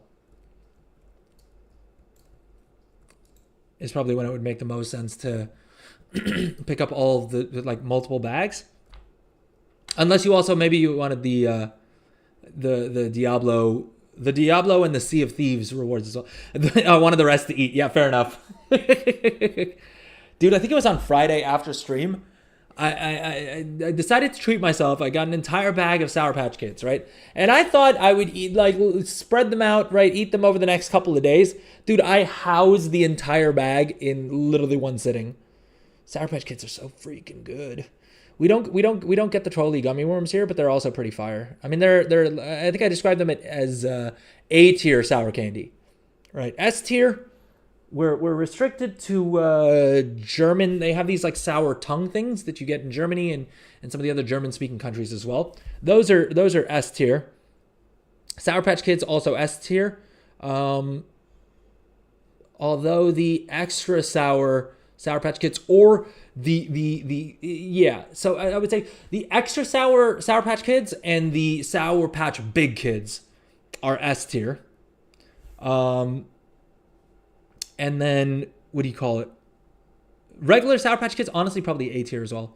I feel like I can't put them in the same tier as the big Sour Patch Kids and the extra sour Patch Kids.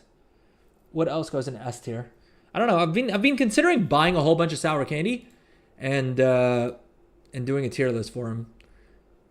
Because there's very few things that I'm as passionate about as sour candy, which is why this trolley promotion. I was like, dude, this is everything I love combined into once, into one. I hear good things about Sour Boys. Is that the sour.gg? Because there's a couple of content creators now that have sour candies. I'll be honest, Mr. Beast's Feastables has like the Carl sour gummies, which I figured was going to be kind of overhyped because let's be honest, Feastables as well, kind of mid chocolate if we're being honest. But they're also so overpriced, dude. They're the equivalent of like $10 where I live for a bag, and it's just like a regular size bag of sour candy. Which, I mean, if I can get a bag of Sour Patch... Well, they're slightly smaller than like a pack of Sour Patch Kids. And I can get a pack of Sour Patch Kids for like less than half of that. Which is still pretty expensive as far as Sour Patch Kids go compared to like the States. Because I think in the States you can get the family size bag for like $5, right? Although, I don't know. With inflation being as crazy as it has been in the States recently, I feel like my whole understanding of what things cost in the States is kind of gotten a little warped. Sour Boys, the Oompa one. Wait, what's that? Let me try looking this up off stream because I'm worried that Googling Sour Boys may pop up some. Oh, these. Wait, what are these? Sour Boys. Sour.gg. Yeah, okay, this is the one I was thinking of. Regular Sour Patch Kids are $15? Is that for real? Dude, that's wild. Big if true. I haven't tried these. I've seen some stuff about these. I don't know if I can get these where I live. presumably I could, right?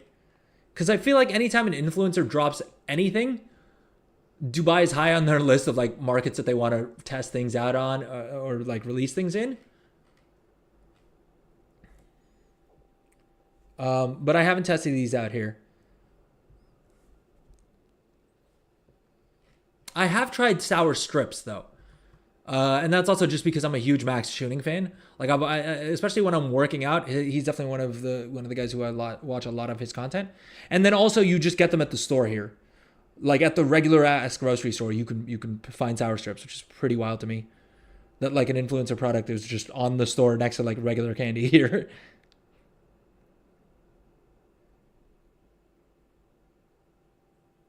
Regular price $15 for Sour Patch Kids. Are they really that pricey these days?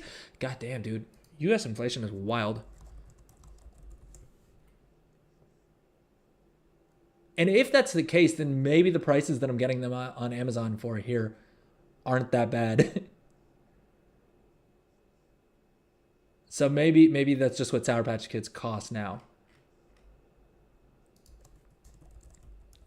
I just realized I can't open up Amazon on stream because it will leak my address and I don't want to dox myself.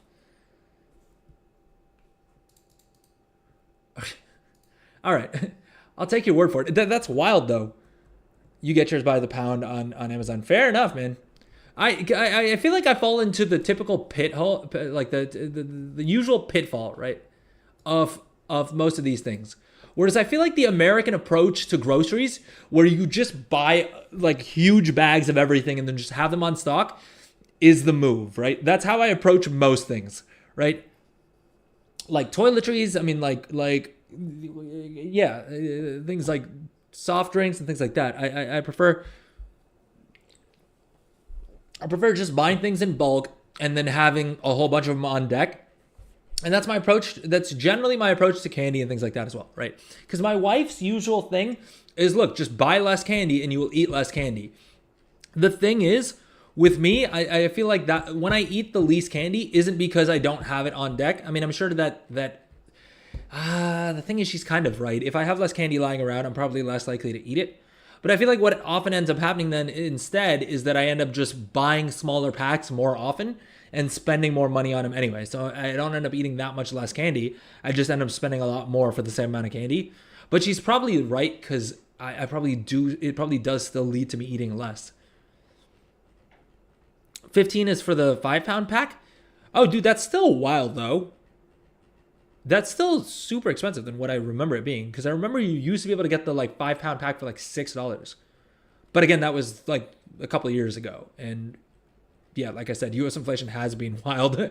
Like, I'll be honest, I heard a lot of talk of how bad inflation had gotten in the States, right? But I thought a lot of it was just like, media exaggerations and whatever. And then I visited the States last year. I end up going to the States more or less every year, right? Did we do an America trip this year? We did. We spent a couple weeks in the States this trip. And I feel like not even this year's trip, but last year's trip is when I was like, holy cow, things do not cost anywhere near what they used to, right? Because I went to college in the States, and so I've spent a meaningful amount of time in the States picking up groceries and like doing all the things, right? So I think I vaguely understand what things cost in the States, right? Or at least I used to be able to figure out if things were expensive or somewhat reasonable based in the States, right? I mean, I did go to like I did also live in a fairly small town. It was a college town, right? And so prices were definitely a little bit cheaper there because it was like small town America pricing more so than like the cities, right? Cities, the coastal elites definitely paid a lot more than things like than what I was used to paying for things. But that aside, the last time I went to the States, I was like, God damn, these things are expensive. Like, everything just got so much more expensive. Plus, American tipping culture will never not trip me out, dude. Because not only are things way more expensive, but on everything you got to tack another 10 to 20% on top, just so whoever was like taken care of, you can pay rent. You know what I mean? Like that's the thing it's not only is it painful to have to tip that much, but also you got to do it because like I want everyone to be able to pay rent. You know what I mean? Buy themselves food. Quiet luxuries like food and rent.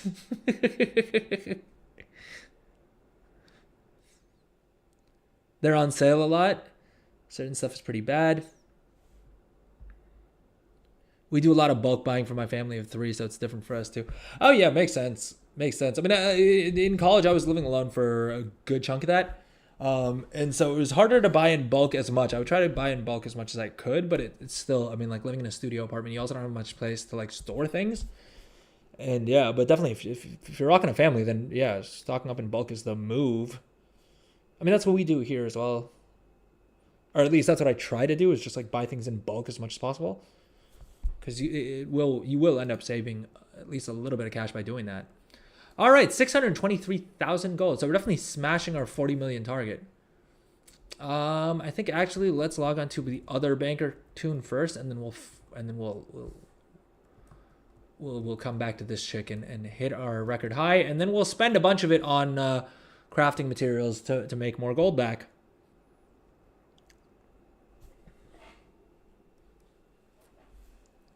All right, we'll do the mailbox openings, and we'll take a quick little break, and then we'll come back and get into the actual crafting, because Lord knows we've got a lot of crafting ahead of us.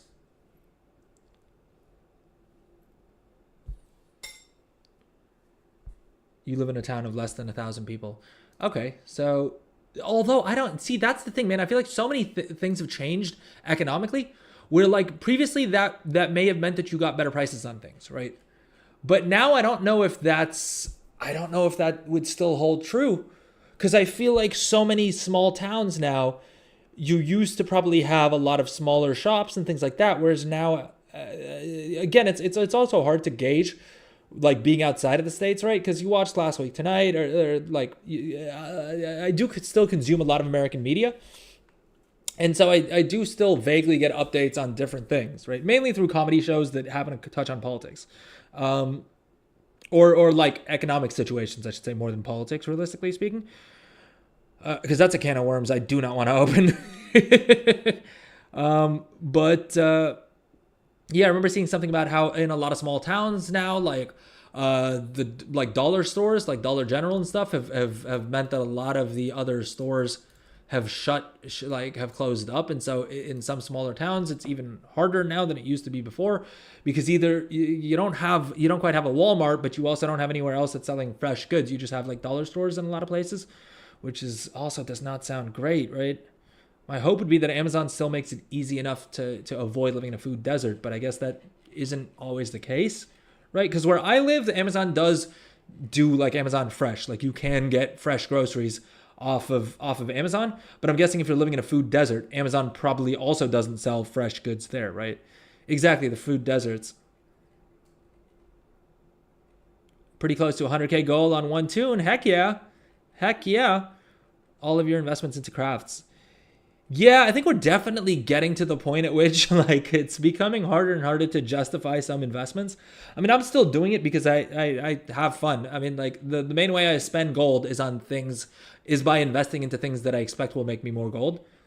So I'm continuing to invest, but I think if you're purely in it for gold making and you have a little bit less capital, I think we're starting to get to that point where any investments you're making, or you're probably only going to pay off after the next patch.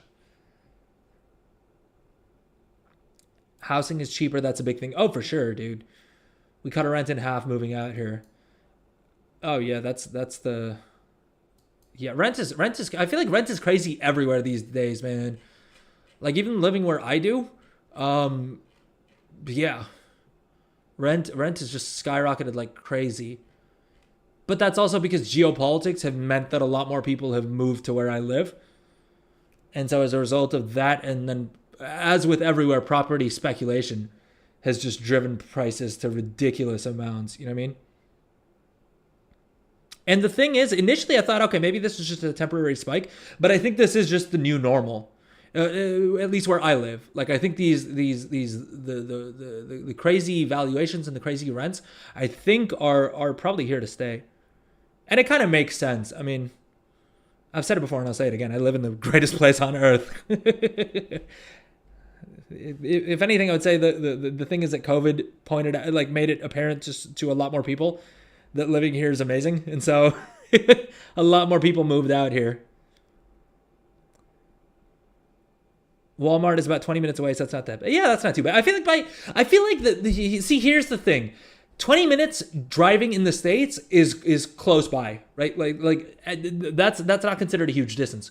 A 20-minute drive in like Europe is decently far away for things. But that's also because you most likely don't have, like a lot of people don't have cars, right? You'd most likely have to take a train or like a tram or whatever. Yeah. But like in the States, everyone has a car, right? Like you need a car to get around by and large, unless you live in very specific cities and live in very specific parts of very specific cities. You know what I mean? Whereas like here as well, I mean, 20 minutes to get to a grocery store would be pretty far, I feel like. But that's also because we're spoiled by the delivery apps. Where literally I have a delivery app where for less than $10 minimum spend, they'll deliver anything in under 15 minutes. And I've timed it as quick as like under 7 minutes. Like it literally took them 7 minutes between when I hit checkout and when the guy was knocking on my door with the stuff, which is kind of wild. But again, that's also us just living in a bubble. Because I know when family members from or like people I know who live in the States are visiting, and we order something through that app, they're like, "How are you doing this without having to spend a fortune on delivery fees?" Which is, yeah, I mean, we're lucky in that the company that offers that has enough investor money, I guess, that they can subsidize it for us. You have to have a Whole Foods nearby for Amazon Fresh. Oh, fair enough. Although Whole Foods in and of itself is its own whole thing, dude. The prices there are so goofy, and that was before all of the crazy inflation. So now I'm sure it's only gotten wackier. So no, where I live, we don't have a Whole Foods, but they've partnered up with another local grocery chain to offer it. The thing is that you still need to like they're still kind of weird in how they do it, weird by the standards of the market here, where they require like to order Amazon Fresh, you need to the quickest they can deliver is 2 hours later, but even then it's tied to like a delivery slot. So if I order something from Amazon Fresh, I need to pick a delivery slot that will be at least 2 hours away. And in most cases, they're booked up for the same day. So most likely I'll get it tomorrow or maybe even the day after, which in comparison to the competition that they have here, where competition can deliver it in 15 minutes or at most like an hour, it's not super competitive. And so I hardly ever use Amazon Fresh. You're not focusing on gold really either. You're doing endgame content mostly. Yeah, whatever, dude, whatever you're having fun with. And the cool thing about this expansion is that you can do that and still make a good amount of gold. Yeah, because especially if you're doing PvP stuff. I was watching a video earlier on, and you can make a good bit of gold with PvP just by buying the recipes or by buying the PvP gems, which are also selling for a pretty penny. But okay, so this is this is my banker who sells the profession equipment and everything on Illidan, right? So about 45,000 gold, not too bad, right? Considering I haven't done any cancel scanning and I'm not really being on top of posting and canceling and all that stuff. So, yeah.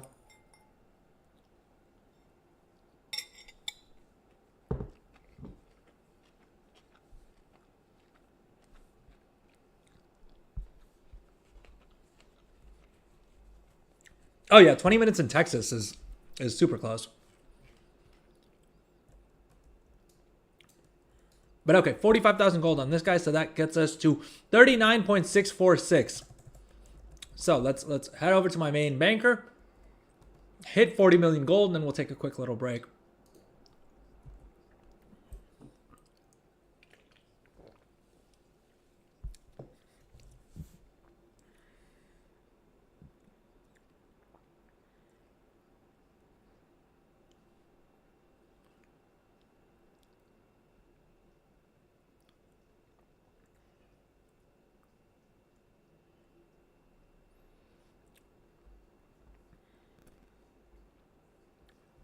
All right, here we go.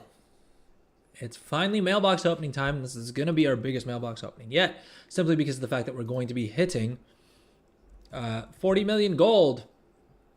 Boom. All right, let me jot down a timestamp just so that I can clip this at some point.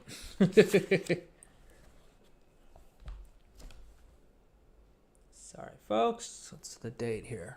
14th.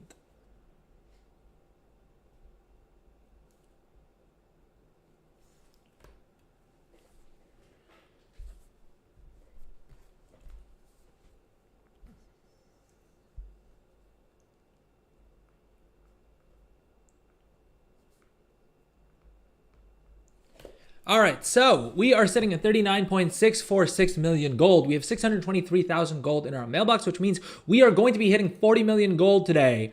Heck yes. So, I mean, as you guys can see, it's missives, right? It's fewer enchants than usual, just because there hasn't been as much profit in as many of the enchants. And then also some armor kits, which have been doing decently well for me, and some embellishments. Boom! 40,269,000 gold. We did it, gang, gang. That means that we've made more than 10 million gold so far in the War Within. And this is also the most gold we've ever had. So, yep.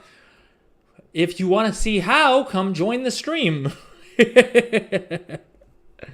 Sorry, I'm just going to throw that in there because I'm probably going to clip that for YouTube and for TikTok and the other social media platforms. Hey, Lil J, welcome to the stream. Big rats on 40 million. Very much appreciate it. Thank you, thank you, thank you.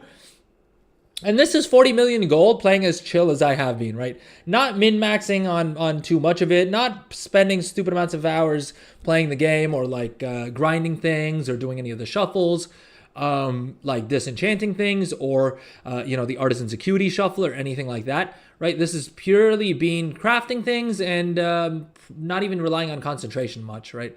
I made a little bit of gold with concentration, but definitely under 1 million gold. I mean, maybe a couple, let's say maybe 100,000 gold of which came from concentration, right? The rest of it is all being just bulk crafting things. And yeah, I've shared all my builds for everything on stream. So yeah, if you guys have any questions about any specific professions though and how I've made gold with them, it's a little bit of everything, to be honest. I would say every profession except for alchemy. Alchemy is probably the only profession that hasn't really made me much in the way of gold. But as you guys can see, right, if we look at the past 1 month alone, right, we started at about 31 million gold. We started the expansion, if we expand to 3 months here, we started the expansion with 29 million gold. So overall, we've made about 11 or 12 million gold.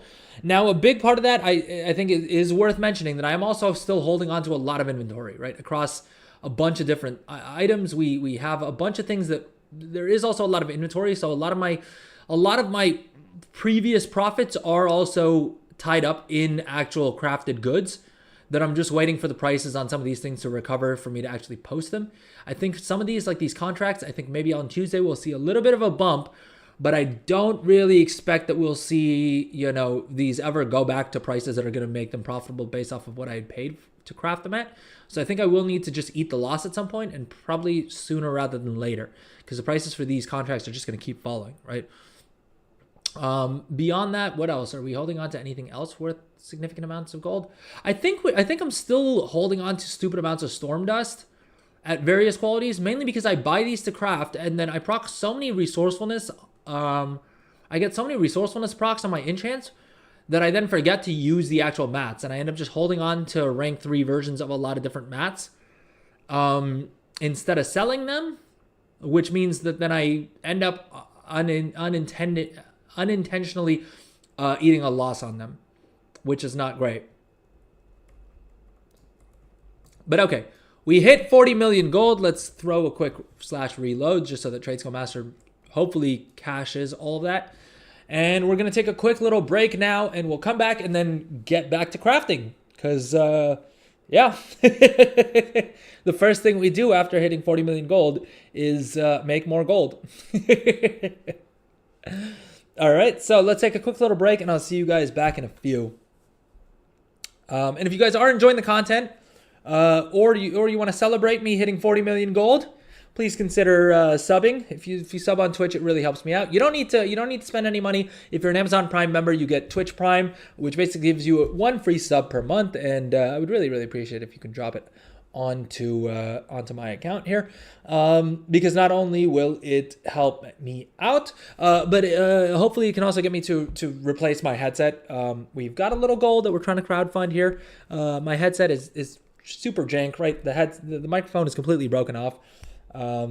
So yeah, we're trying to see if we can get myself a new headset. But anyway, if you're enjoying the content, please consider following, subscribing, right, liking if you're watching on YouTube, doing all of the things. It really helps your boy out. All right, quick little break, and then we'll come back and get back to gold making. See you guys in a few.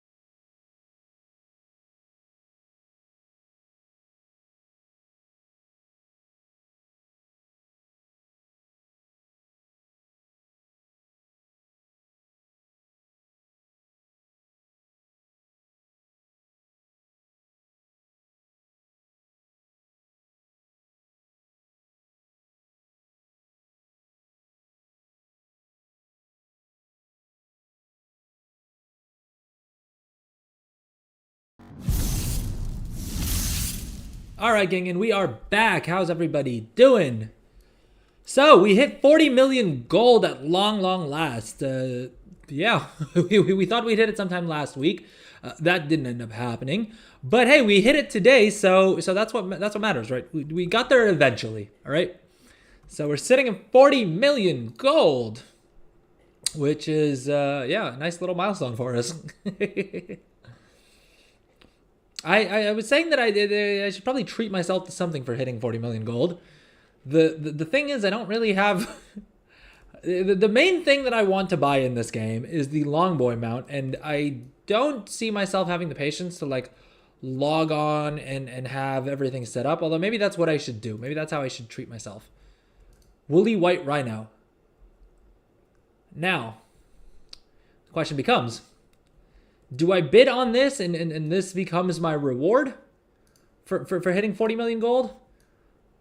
The Woolly White Rhino? Although, to be fair, it's selling for like 1.9 million gold. Was this one of the mounts that they gave away at any point through any of the promotions? Was it a Twitch drop or any of those things?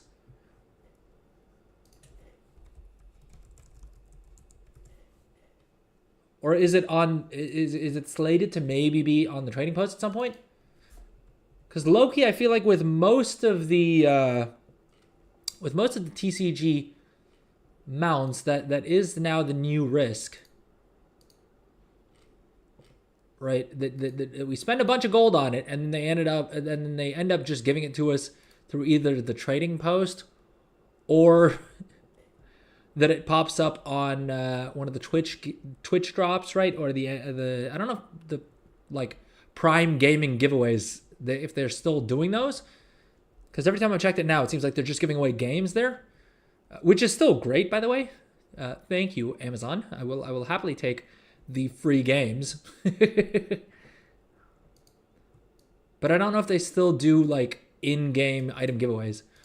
What do y'all think? Should we bid on the Woolly White Rhino? Is it a cool enough mount to justify as being our reward for hitting 40 million gold? I mean, these days we're doing gummy pet giveaways, right? We did one last week. We're going to do another one on this Friday stream. But at some point, I have toyed around with the idea of giving away like 1 million gold on stream. What do y'all think? Would that be something you guys would be interested in? If we did like 1 million gold giveaway? Because like I've said before, I mean, I have more gold than I know what to do with, in all honesty. Which is not a complaint, right?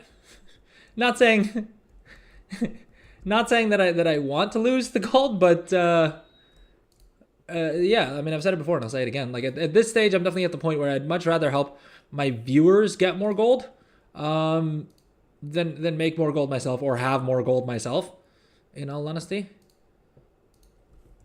And so I was thinking that at some point, you know what? Maybe we'll do that for like hitting a sub goal or like a follower goal or something like that.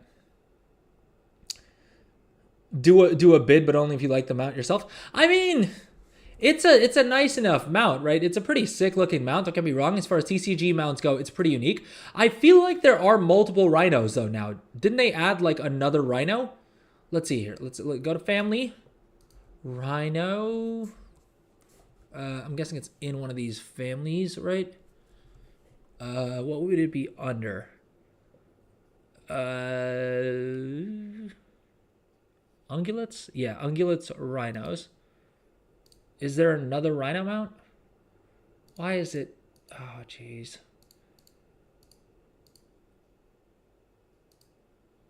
Oh, this is the only rhino mount. Ooh, okay. That makes it more interesting. At the same point, I feel like Blizzard's also taken away my incentive to collect more mounts at this stage. Simply because of the fact that there's no achievement for collecting 600 mounts. We got the 500 mount achievement during Dragonflight, right? And that was the achievement that came out with Dragonflight for collecting 500 mounts, right? And then we kind of got shot in the foot because not only did Blizzard screw us over, they screwed over mount collectors in two very important ways. First of all, I thought for sure that in the War Within we'd get achievements for collecting 550 mounts and for collecting 600 mounts. Neither of those achievements were added in, right? So I in preparation, in the final season of Dragonflight, I did actually collect 600 mounts, right? So we smashed that number as well, and so I was ready that hopefully with the War Within going live, I would unlock both of those achievements right off the jump, right? And then I would whine about not having a 700 mount achievement, right? But not only did Blizzard not add either of those things, which kind of sucks. I'm hoping that they'll add in another patch, right? I don't know why. I feel like they could have probably picked a mount model and just recolored something like they've done with every other mount collection achievement, right? But then they also screwed us over by making the Otterworldly Otta Carrier one of the few mounts that does not have skywriting enabled. So that's this mount here, and you get this mount for collecting 500 mounts, right? I've ranted about this multiple times, but I won't stop ranting about it until Blizzard does something about this, right? This mount, sick looking mount, right? Super cool looking mount, right? Really happy to get it, right? It's got the little blue thing, so you would imagine that it's super easy that you can fly with it, right? And you can fly with this mount, but you can only steady fly with it. And now here's the thing, right? Maybe what's going on is they don't have the animations done to have Autok mount skyride because this is the only Autok mount that can fly, right? Here's the thing. You would literally need to manually swap to like slow flight in order to be able to use this mount as a flying mount. At the bare minimum, what Blizzard could have done was that if you have skywriting enabled, right, you skyride on every other mount, and then when you hop on this mount, maybe they have a little like a little pop-up, right, a little thing that warns you that, look, this mount, we don't have the animations yet, but since you went through the effort of collecting 500 mounts, this mount will still be steady flight only, but you at least won't have to swap between the two different flight styles. But they didn't do that. Instead, if you use this mount, it's just a ground mount, which is such a slap in the face of mount collectors that even by Blizzard standards, it seems a bit egregious, right? Is it just me? How do you guys feel about this? Am I making sense here? Am I talking nonsense? Are the Torn mounts not rhinos? No, yeah, the Torn mounts are Kodos. Although that's what I'm kind of getting at, right? There's the Rhino uses the exact same model as this. It's just they've called it something different. I mean, for all intents and purposes, these may as well be Rhinos, right? Like, I don't think at a glance, any of these Kodo mounts would look like a Rhino mount, right? I mean, the Vicious one looks kind of sick. That's pretty dope. All these other mounts, look exactly like a Rhino as far as I'm concerned. The Great White Kodo looks exactly... Yeah, that's what I'm saying. And the other thing about the TCG mounts is, right, is like they're also such old mounts that they just don't look that great, right? They're super low polygon, they're super low res. And so is there ever going to be a situation where first of all, the rare occasions on which I'm using a ground mount, which, I mean, there's not really a lot of times for that. And realistically, if I'm going to try and impress someone with a cool looking ground mount, I'm probably going to whip out my Spectral Tiger, right? Because this is still my favorite mount in the entire game. After the Longboy, maybe? I don't know. I don't have a Longboy, so I can't really comment on it. In terms of sheer cool looks, I think this is still the coolest looking mount. And so if I'm ever in a situation where I'm using a ground mount, I'm probably going to go with the Spectral Tiger, which is why the Rhino mount seems kind of pointless. I did put up a bid the other day on one of the raid mounts, right? Like the 1% raid mounts.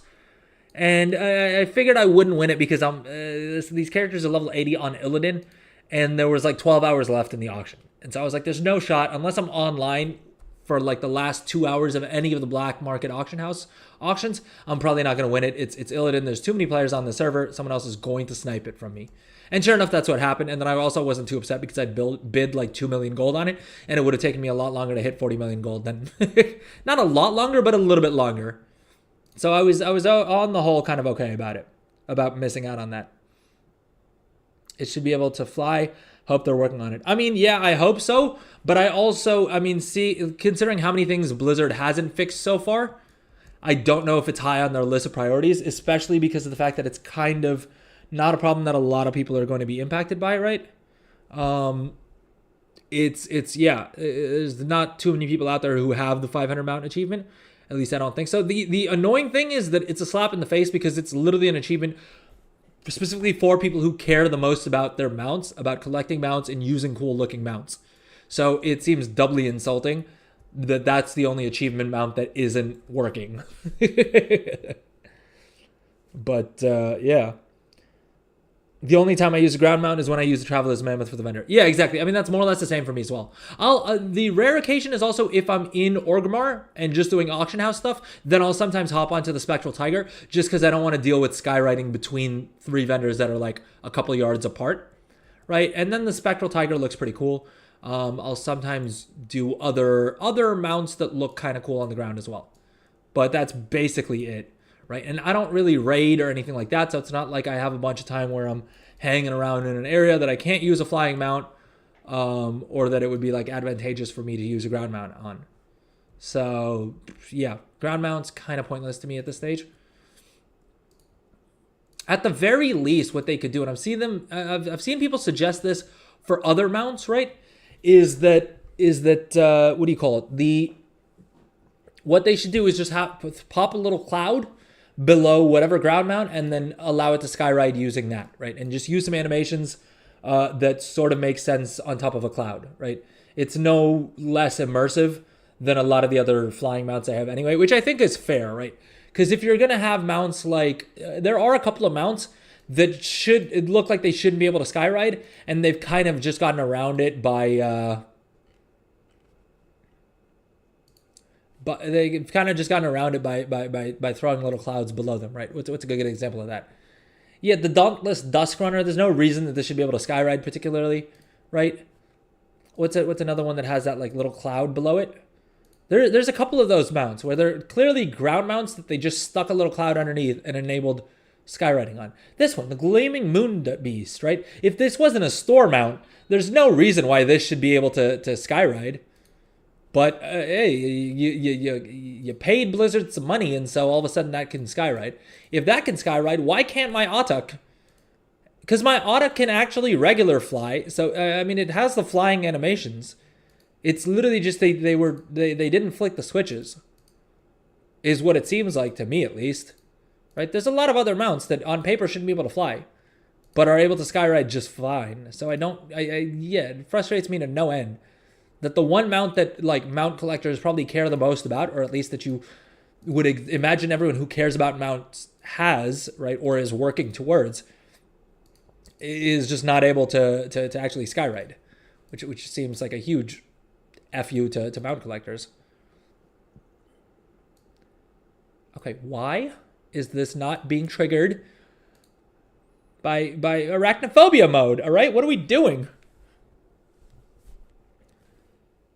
I use my two-seater rocket mostly. Yeah, that's a good call. On most of my alts, I have a filter, and so I just use mounts that have multi-person flying enabled on them. So that's either the dragon riding mounts or the rocket, the obsidian Nightwing, right? I think there's there's a handful of passenger mounts, and usually I'll use those on any of my alts.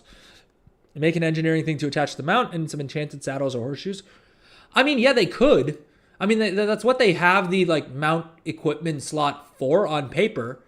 But either way, I feel like that is like, it's just, they don't need to do that because it's so janky right now. It's so arbitrary that I don't want to give Blizzard ideas to make things more difficult for us. It should just be dynamic to begin with. Make it player driven. I think that would be cooler. I mean, maybe.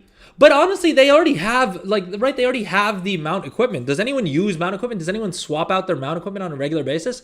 I don't think so, right? I mean, on my main account, I primarily have, I think I just have the, Angler's Water Strider equipment, which allows you to basically mount on top of, you get water walking on your mount. And even that, I had swapped to the one that gives you, there is like mount equipment that'll give you, that's supposed to give you, let's see, what are the other options on the auction house? I have tried this at some point, not this one, that gives you 20% ground speed, and it doesn't work for a lot of cases, because of the fact that what do you call it? You're kind of capped on how much mount speed, plus mount speed you get. And so I think if you're in a guild, you still get like a 10% buff, right? Perks, yeah, you get the 10% buff from your guild, and then most of the characters that I play have some bonus mount speed from their like talent trees or whatever, right?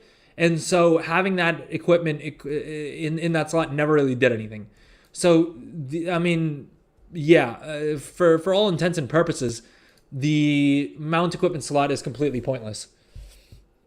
I had no idea that there was mount equipment. Exactly. I mean, it's again, it's another one of those features that Blizzard added in. I think they thought they would do something cool with it, but they just forgot about it and haven't really done anything about it in like 3 expansions. Like, I think they added it back in like Shadowlands or something like that. I don't even know when. Maybe as far back as Legion, to be honest, because I remember most of the crafted equipment, like most of the stuff that you could craft did use, yeah, Gloom Dust. So maybe BFA? I think this is BFA stuff. Yes, I think they added it in BFA. Manel Harden, yeah, Embroidered Deep Sea Satin. These are all BFA reagents. They added it back in BFA and then forgot about it, is what it feels like. The amalgam of rage just spouts fire wings. Exactly, man. That's what I'm saying. They figured out little excuses to why all of these other mounts can fly, but they just kind of trying to think of a word that I can use here that won't sound too terrible. Yeah, they basically just screwed over us mount collectors by shooting us in the foot when it comes to the actual mount that you get as a reward for collecting more mounts, for actually caring about mounts. You kind of just get screwed.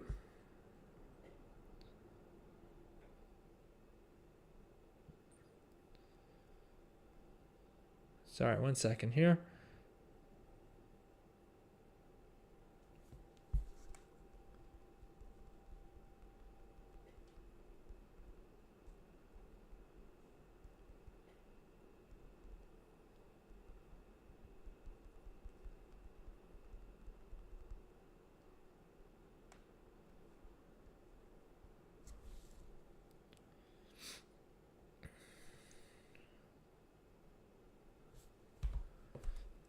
But okay, let's see. Since we opened up our mailboxes, it looks like everything that was profitable in jewel crafting became unprofitable for some reason. So that there's that. Although hitting scan recipes again, now things are profitable. So I don't. Anyway, we're not gonna bother doing any of that. Let's see, enchanting. Are these enchants still the ones that we want to craft? When we gotta go check our patron orders again because we just passed server reset. Our daily reset. I think the 2 enchants we queued up are probably still worth doing. Because there's like what is it, like 50,000 gold profit? Geez, there was 100,000 gold before. Radiant Haste is still on there. Chant of Burrowing Rapidity, probably worth it. It's like 1,000 gold per craft. All right, I'll do that. Although that's also because the prices for this have spiked a little bit. We can probably tease a little bit more profit out of this. I don't know. Should we bother? Jeez. Things are looking bleak, folks. Why is Radiant Mastery not showing up? Oh, it is here. Okay, it's right here. Chance of Burning Rapidity. Screw it. Let's do it. Do we have any in our inventory? I think that's probably also worth checking as well. All right, we wanted to optimize our finishing reagents, so we want to use the tempered framework, but I think we'll also save a bit of gold by using, yeah, the stack of pentagold reviews. So let's add that in. 16% I'm not super stoked by, but 1,500 gold per craft, I mean, isn't terrible. In all honesty, I'm probably better off not crafting any enchants and just using that capital, like investing it into something like armor kits or spell threads or something else that has a bit more profit margin. But I still see myself as someone who makes gold with enchanting, and so I'm gonna do the thing, even though it's probably not optimal. It's probably not the most efficient allocation of capital. All right, let's see here. Queue patron orders. Dude, we have a minute on this left. Can I snack it? Can I snag it rather real quick? All right. Hopefully it lets us go through. Because it reset. It was supposed to have reset 5 minutes ago, but for whatever reason, that patron crafting order is still showing up. So if it allows us to complete it, then we may as well get it done. Because it is profitable and will give us some more artisan's acuity. And I am trying to get as much artisan's acuity as possible, as always.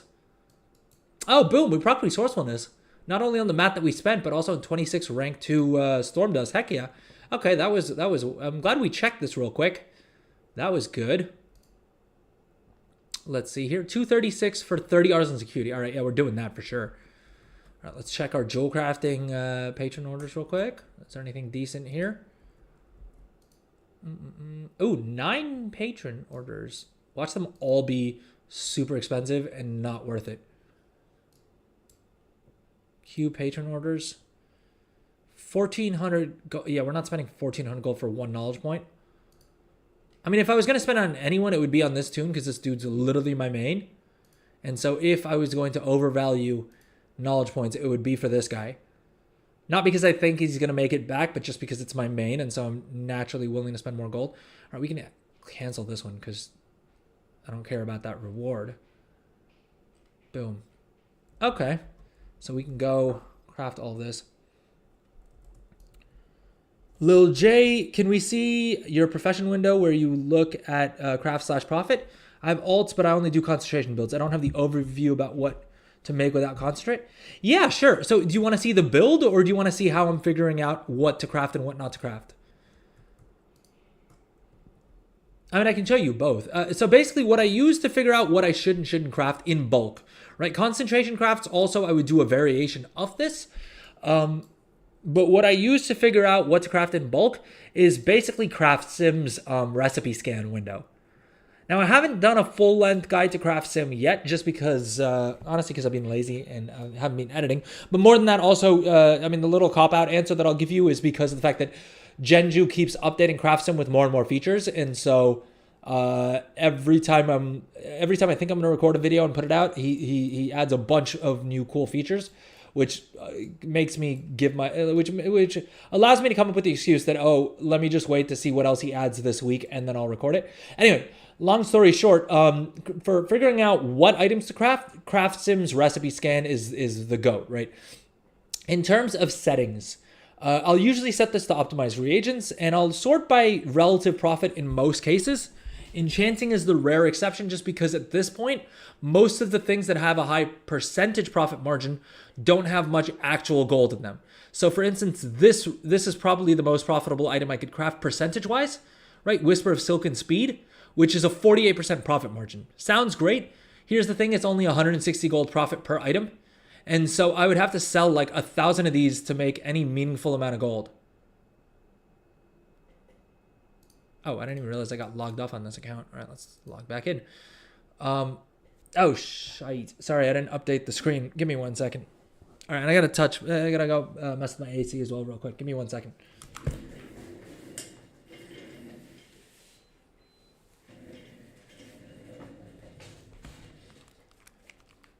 All right, there we go. I'm sorry. Thank you for letting me know, by the way. I didn't realize I was sharing the wrong screen. But okay, so what I was saying was Craft Sim is generally what I use.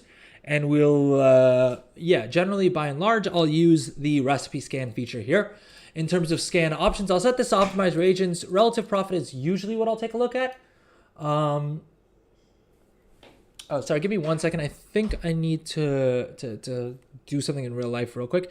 Let's take a quick little break, and then we'll come back and I'll cover both of these things, both the how I figure out what to craft, as well as the builds that I'm running for enchanting and for jewel crafting. Yeah, we'll take a look at all that once we're back. And if you're enjoying the stream, please consider dropping a follow, a sub, right? Liking it if you're watching on YouTube. Do all the things. You guys know what they are, right? See you guys in a few.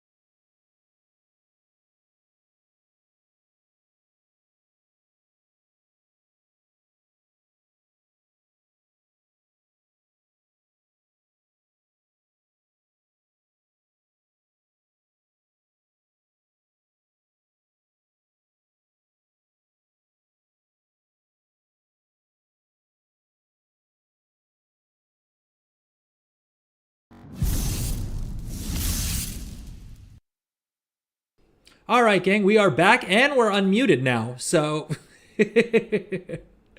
what's up? How's everybody doing?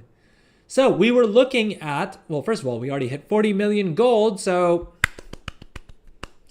moving along though, we are looking at doing all of our crafts, right, on my Enchanter Jewel Crafter to begin with, which is my main.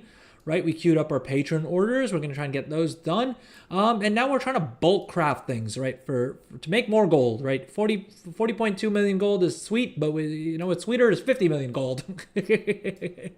So right back into it. But Little J on Twitch chat, you were asking for how I figure out what I want to craft, and so basically, Craft Sim, the window that you need to worry about here is the recipe scan window. And so basically the settings that I use is optimized reagents, generally relative profit, but you could also use actual profit, which for something like enchanting, where percentage margins matter less at this stage than the actual raw gold margins that you're going to make. I would check that on. Soulbound, probably don't need that on. You can include not learned if you don't have a bunch of recipes, right? And you want to figure out what recipes maybe you could pick up off the auction house or spend your artisan's acuity on or whatever else. Usually if I'm not really min-max on a profession, I will check this on. And you usually will want to include gear because I still maintain that gear is still a great way of making gold. That said, this character in specific, I know that he has all the enchants already learned for everything that he's spec'd into. And I don't use them to craft any of the gear for enchanting, at least. I do craft some jewelry, but I'm not really going to do that right now because today I'm just focused on crafting like region-wide auction house stuff. All right, you'll want to optimize profession tools. You can optimize sub recipes if you either A, don't have a lot of alts, or B, just have a monstrous amount of RAM. Now, I have 36 gigs of RAM, but I'm also doing a bunch of things on my computer right now. And so I'm not going to check that on because I also have a lot of alts. And so it really slows things down and sometimes causes the game to crash, which we don't want to happen live on stream.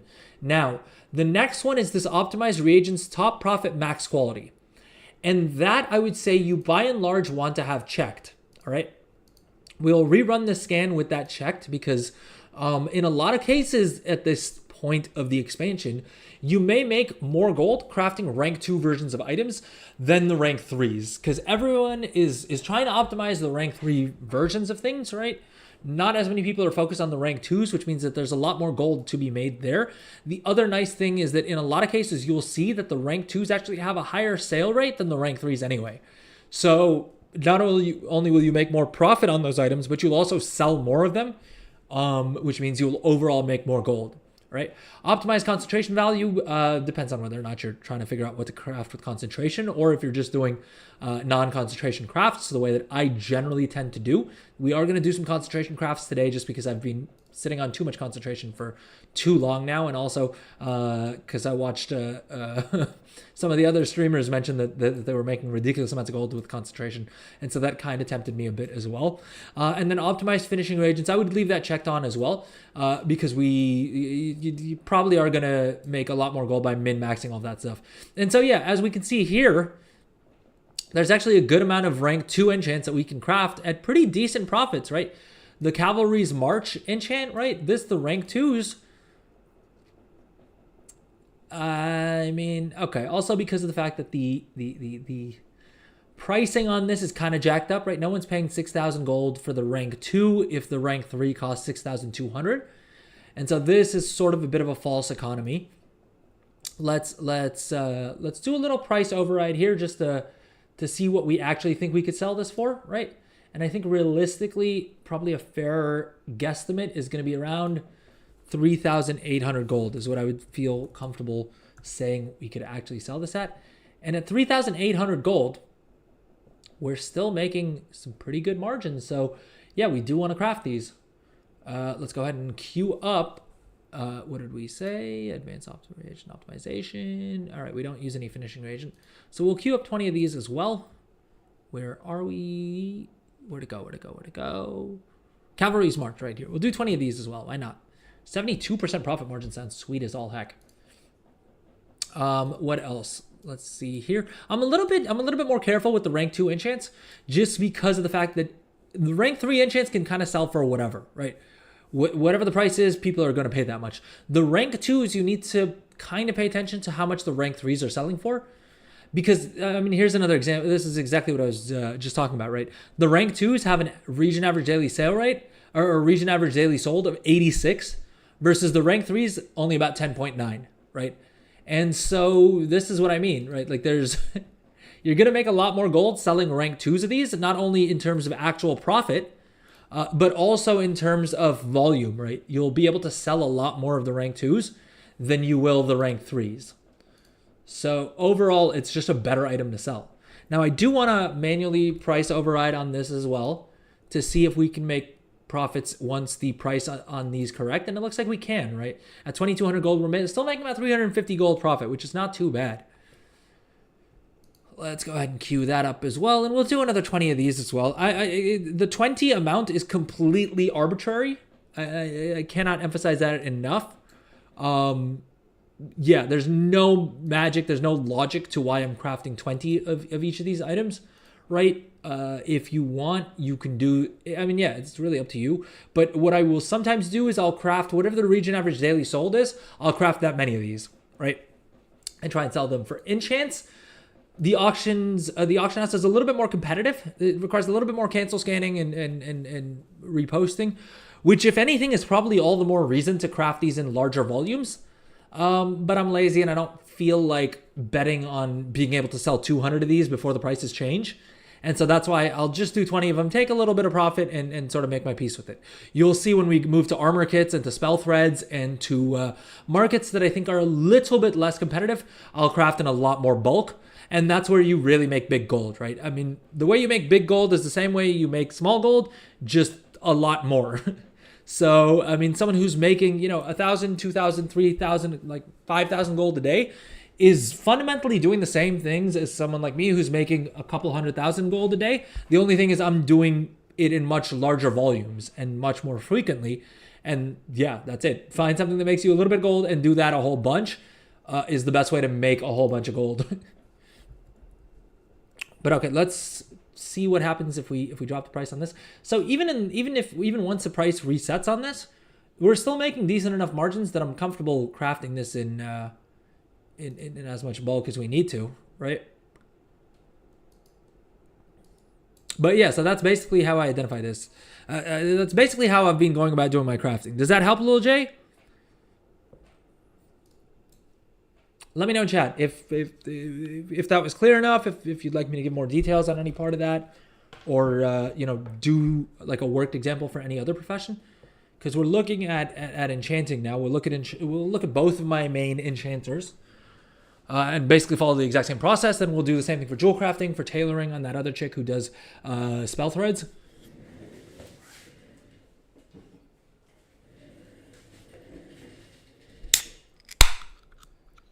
Crack open a little iced tea here. I need to watch it all back in the log. Fair enough. But yeah, give it a shot. Let me know how it's working for you. But basically, that's very simply how I figure out what I'm crafting and how many of what I'm crafting as well, to a certain degree. I think we touched on that at least. Should we do the Chant of Armored Avoidance as well? 533 gold. Yeah, I think we'll do some of these. I mean, realistically, if I wanted to time the market more, what I would say is today's a great day. Like Mondays are a great day to craft a whole bunch of everything because prices for most things will spike on Tuesday. Now, it's not a spark week and it's not a catalyst charge week. So it's not going to be as good of a week for sales because there's not going to be as much gear that people are getting. People are getting vault gear for sure, right? But it's not going to be as crazy as we would have expected last week or next week to be, which is the excuse I'm going to use to not craft huge amounts. But I mean, one thing to note here, right, is we're doing all of this crafting, but you'll see that you do actually end up needing quite a bit of capital to do big craft hauls like this, right? I'm only crafting 20 of each of these, and we're still at the point where I'm going to basically have to put 700,000 gold up front to craft all of these to maybe make 30%, 210,000 gold profit, right? And realistically, this number is actually going to be smaller because I removed the price overrides, and we already saw that the prices on some of these were a little elevated above what they would usually sell for. So yeah, this is why I've not been recommending enchanting to a lot of people. Right, I think if you have a bunch of capital and you're willing to take the risk, then enchanting can make you a decent bit of gold. But otherwise, this is probably going to be the worst ratio that we see for any of these professions. And that's just because enchanting is literally that competitive, you know. And yeah, and so like I've said before, and like I'll continue to maintain, enchanting is not great if you don't have a bunch of capital and you're not willing to take on a bunch of risk. For most players, I think my still top recommendation, my favorite profession in this expansion, is by a long shot tailoring, and it's not close. It is not close. Yeah, I think enchanting is very specialist. You got to really be comfortable risking a lot of gold in order to make money with it. Whereas something like tailoring, I mean, so this chick has made a lot of gold with enchanting this expansion, and right now there's literally not a single thing that I need to craft, because even this is the only thing that actually has a profit to it, and you'll see that we already have these on hand. Like, we weren't even able to sell all of the ones that we crafted last time. What do I do with tailoring? Well, a couple of different things. Give me 1 second. Let's buy our enchanting mats real quick. I kind of have to close my eyes when I'm buying enchanting materials, because I'll just spend 70,000 gold like that without even thinking about it. All right, so this is one of the bugs to be wary of with CraftSim, is for finishing reagents, it doesn't calculate the amounts that you need correctly. So you'll see it's telling me that I need to buy 8,000 of these. That is wrong. That is very wrong. All right, the same thing with the tempered framework. It messes up something in the crafting calculations. Oh, dude, 331,000 gold for rank 3 dust. Oh, that's so much. That's so much freaking rank 3 dust. So let's transfer some more gold over from this tune. This is what I'm saying. Enchanting is brutal, dude. We just hit 40 million gold. I'm still bristling at how much gold it's gonna cost to do a full enchanting crafting run. What do I do with tailoring? So a couple of different things. Second, let's trade over this gold, and then let's close our eyes and actually buy all of these freaking enchanting mats. Dude, that's so much freaking gold. I'm so not excited for this. All right, that's how we're gonna make more gold. All right, so.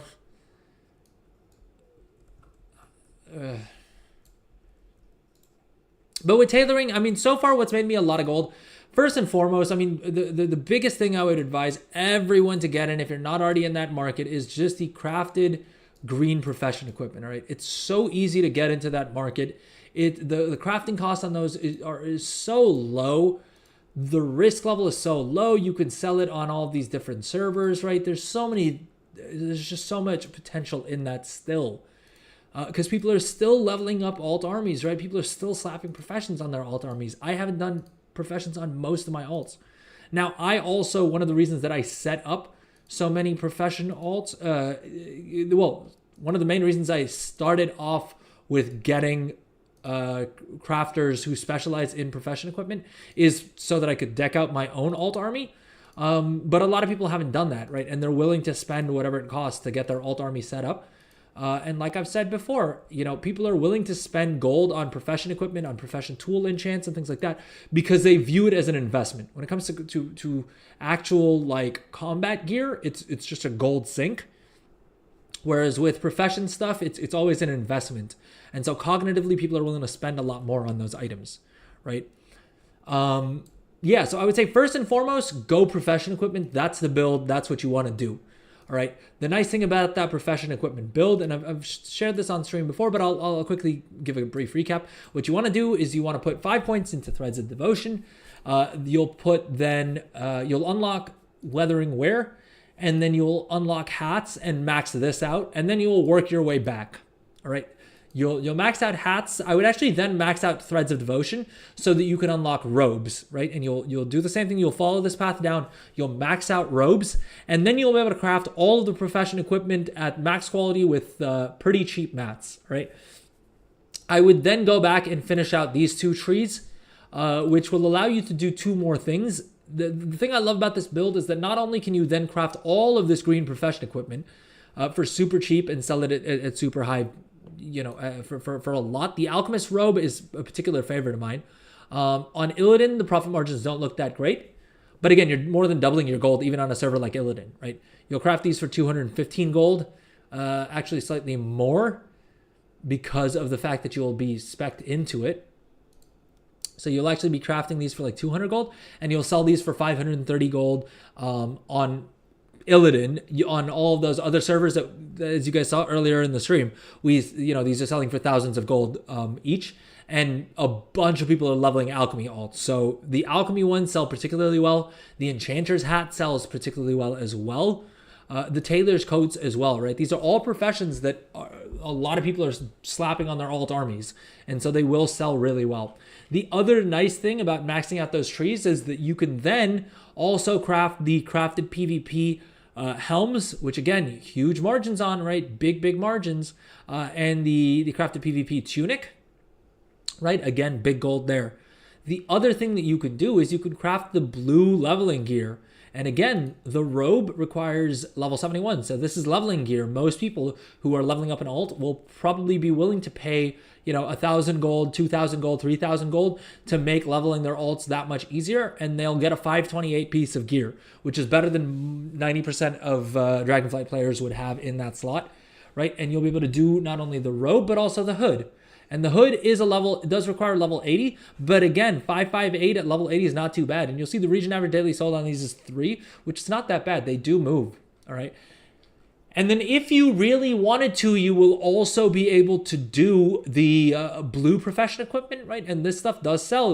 If we take a look here, okay, no one's asked for it yet, but if we look at the overall rankings, if we filter by tailoring here, if we sort by tailoring, if we come down to it, and this add-on is called Craft Scan. It just tells you what people are looking for in terms of what they're looking for crafters for. You'll see Artisan Enchanter's hat, right? There's an average of about 5 people looking for them each day, right?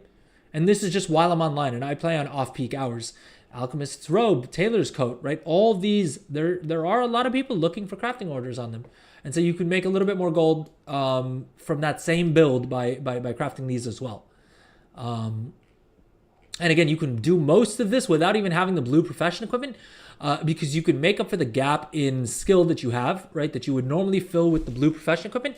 You can just use the finishing reagents that give you 10 or plus 20 skill and charge whoever's sending you the order. Just ask them, tell them that they need to tip you at least $5,000 so that you can put $2,500 into buying those finishing reagents, and then make your profit that way. Right, you're still making 2,500 gold profit on each of those. So that's a nice little extra gold maker that you'll get just for doing things that you would be doing anyway, right? Like you put together that build so that you could craft the profession equipment, but as a sweet little bonus, you'll also be able to make a little bit of extra gold over the top with just those as crafting orders. So I would say that's the main build I would recommend everyone go. All right. Tailoring, there's so many different builds. I could spend the next 3 hours talking about this, and I would still not cover all of the builds that I think have a lot of potential, right? Most of the gear crafting builds have a little bit of potential with the crafting orders. Week by week, it's going down. But yeah. Now, this chick's build is more so focused on the spell threads, and specifically the sunset spell thread. Now, this made me a lot of gold earlier on. It's less profitable now, but again, the rank 2 spell threads, right? This is what I'm saying. The rank 3 spell threads is what everyone thinks you would use this build for, but the rank 2 is actually what you want to do. Not only because your profit margin's a lot higher, right? 29% right here, right? And we can get that up to 31% by using mirror powder. but also the region average daily sold, right? 74 of the rank 3 sell per day, 100 of the rank 2 sell per day. And so we're more than happy to sit here selling the rank 2s. We'll sell more of them, we'll make more margin, and we'll invest less because they're going to be cheaper to craft. So yeah. Do I stand all day in Dornagle yelling that I can make the items? No. I've tried that in the past. Honestly, if trade chat on your server is anything like it is on Illidan, it's so filled with people advertising that no one really sees anyone's message, right? And so if I'm trying to get custom, like if I'm trying to get something crafted myself, I will almost never. Sorry, 1 second. Okay. What I was saying was, if I'm trying to get something crafted myself via crafting order, I will almost never like waste time searching through trades chat. Instead, I'll just drop a message saying looking for a crafter for XYZ, which is what most people do. And yeah, Bipolar Taco, thank you for covering that already. But yeah, there's this great add-on right here called Craft Scan, which will monitor the trade chat for you, and pop up a window like this that you can just click and it'll whisper them, telling them that you can craft the item, including on one of your alts, right? So this chick here doesn't have an engineering, but if I click on this guy's name, it'll send him a message saying, hey, my alt with the alt's name can craft this item. Let me know if you send an order so I can log over. And you can also set up custom explanations that include, how much commission you're looking for and stuff like that. Because you will have people who are super cheap who will literally send you a crafting order for like 200 gold, right? Or you got the meme people who send you crafting orders with tips of 420 gold and 69 silver profit. Which, I mean, okay, haha, good one. But if I just swapped characters for that, it annoys me. But yeah, Craft Scan is great. I covered it on stream a couple of weeks ago. So if you want, you can check out, if you check the YouTube VODs, you should probably be able to find it. I'll be honest, I am also, I've been saying this for weeks at this point. I am also working on editing that video, editing that VOD down into a little video that I can just link people to. So keep an eye out for that. I should hopefully get that done this week. But yeah, Craft Scan's a great add-on. Dude, it made me like 1 million gold in a week.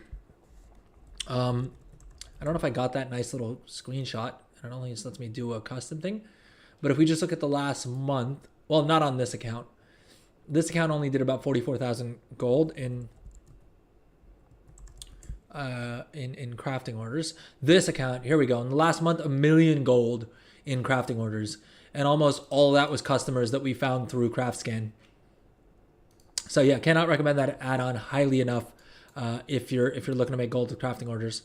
Okay, did we buy all of our mats? Because at this point, we're just holding on to mats, which you never want to do. All right, once you buy mats, you want to craft something with it and get the item posted on the auction house as quickly as possible before things shift around too much. All right, we got to buy our tempered frameworks, and because Craft Scan is bugging, I'm gonna have to manually figure out how many of those I need. Oh, jeez. I think I do need the same amount of tempered frameworks, and I think it's literally just these 3 items, right? Yeah, so we need 60 of each, not 8,000 as Craft Scan is telling us we need to buy. Dude, no. We're not spending 3 million gold on tempered frameworks. All right, we need 60 of them. We'll buy 60 of them. Technically, I think we need slightly less because we have a couple in our bags. So we need 58 of these. 30,000 gold. That's so expensive. That's so expensive. But hey, it is what it is. You got to spend gold to make gold, right?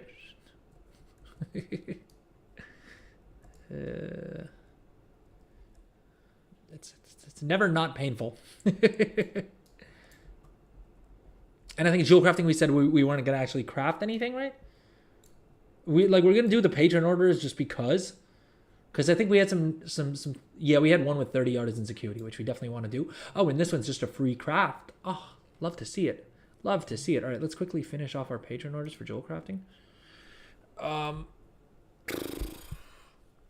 Dude, sorry, someone's chasing me on my phone.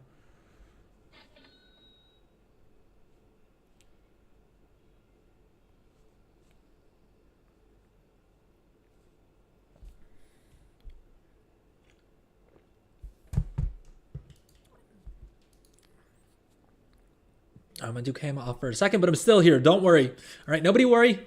We're all gonna be okay. Everything's gonna be fine. All right, we're just hitting the camera for a sec because I need to take a phone call real quick.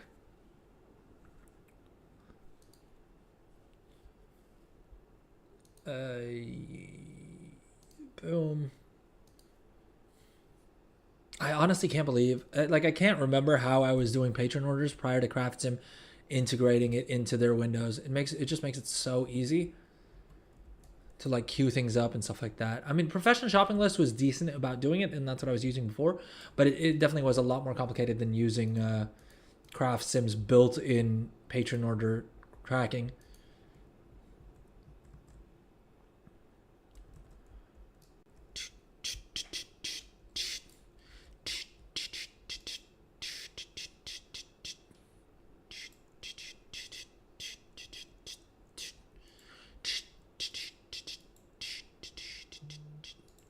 What is this? Clump of waxy excretion.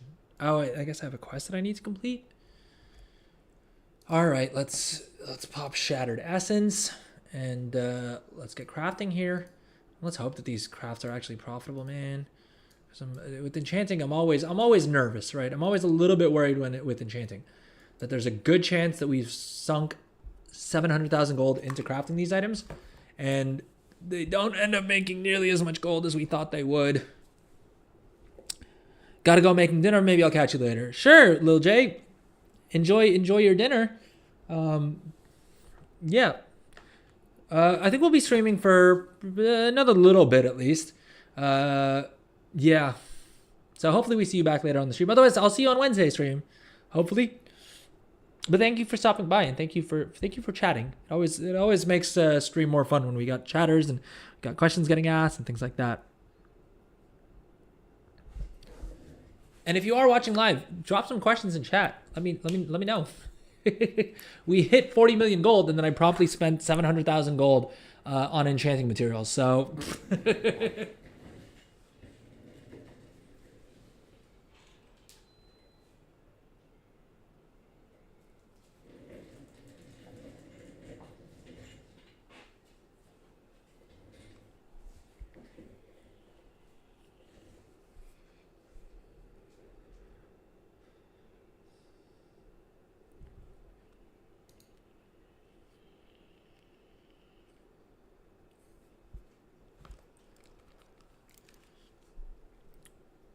but okay, we're crafting enchants on this dude.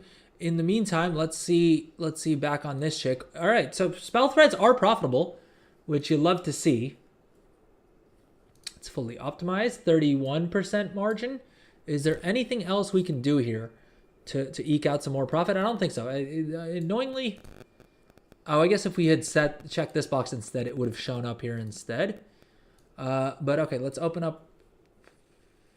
Oh, we have our craft queue opened up. All right, so let's go ahead and queue up these, and we'll do, let's see, the region average daily sold on these is 100. Should we do 50 of them? Screw it, let's do 50 of them. It's a reset tomorrow, right? There will be vaults, right? Oh, I should probably also check, because these are the two characters that actually do vaults on. We have the eye level 584 vault slots unlocked. Low key for this chick, that may be all we do. Did we? Oh, you know what? On my death knight, I wanted to run the time walking raid because he's freshly ding level 80, and I haven't done the time walking raid. And the time walking raid is the absolute best way to gear up alts, right? Because it's super easy to get it done, and it drops champion track gear, plus you get a guaranteed piece of hero track gear and another guaranteed piece of champion track gear as well. So yeah, if you're looking to gear up alts real quick, hands down, time walking raid, goated. All right, 1,000 gold for 2 knowledge points. Honestly, would be worth it if we had anything on this chick that we were trying to get knowledge points for, but we really don't, because she's already got the perfect build for what do you call it? For crafting the spell threads, which is what we need her to do. And she has enough knowledge points to max out the dusk weaving tree as well. And so we are going to max out dusk weaving here. Because I think we will also do our cooldown cloth crafts. And she has another 9 points. So realistically, we could probably get to about 15 knowledge points and max out the dawn weaving as well. So she can do dawn weaving cooldowns as well. Oh, and we got a first craft bonus on this thing as well. Jeez, okay. I forgot that we should probably queue those up as well. All right, Duskweave bolts. She has 20 out of the 30 charges. Oh, I'm a moron, dude. If I'd spent those knowledge points earlier, she would now have 30 charges on this instead. But hey, the best time to have spent that would have been a couple days ago. The second best time is now. Boom. Let's min max this. Should we use concentration on this is what the question becomes. And I think probably not. Shift to Q. Duskweave bolt. She'll do 20, and that's about 5,600 gold. Not too bad. 52% profit margin. You can't be too angry at that, right? I've been slacking on this. Literally, maybe the first time that I'm using any of my cloth cooldowns in weeks. Which again, do as I say, not as I do. Don't do this. This is a bad idea. All right. You should be using your cloth cooldowns. Don't do what I do. I'm lazy. But okay, where technically the move would be to go into weaving and unraveling. Right, because that'll allow us to. All right, let's test this out. So, on paper, what we should be doing on this chick now is going into what do you call it? Into quality fabric, not quality fabric. We already have that. What's the tree I'm thinking of? Weaving and unraveling, right? Because that'll allow us to start crafting the rank 3 spell threads. I think that's all we need, right? If we max this out. Ooh. Okay. That changes things around a little bit. Let's roll this back and let's see if we use rank 3 mats. We're still 53 skills short. Which means we basically need to max out weaving and unraveling in order to be able to guarantee these at rank 3. Ooh. Question becomes, do we use our cloth cooldowns now or do we wait until after reset? Oh, and she needs a treatise as well. Well, she needs both of her treatises. How much artisan's acuity do we? Oh, we have 470 artisan's acuity. So we could buy the tailoring knowledge point book as well and max out. God damn it, dude. This is what happens every time I try and do cloth cooldowns or any of my cooldowns. I'm like, well, if I just wait another day or two, I'll have more knowledge points and I'll make even more gold off of those cooldowns, right? Decisions.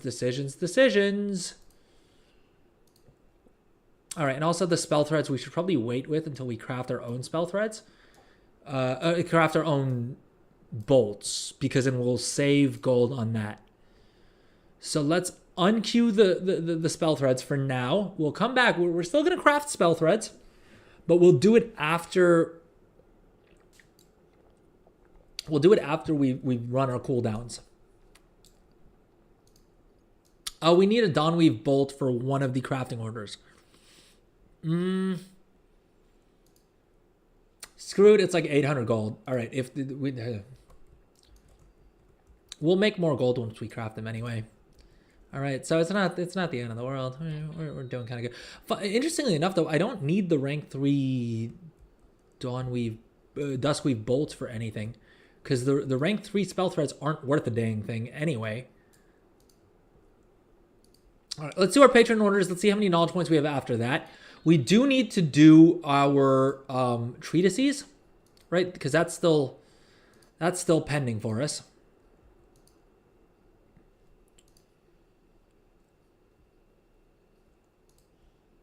All right, something janked out there. Any other patron orders that we want to do? No, everything else looks expensive. And I want more knowledge points for tailoring to be sure, but I don't know that I want to spend 1,700 gold on them. All right, let's run Shattered Essence real quick.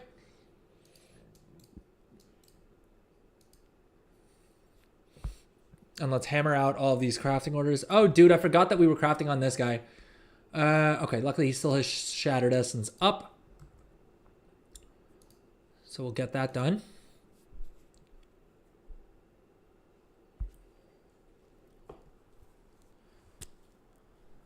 Boom.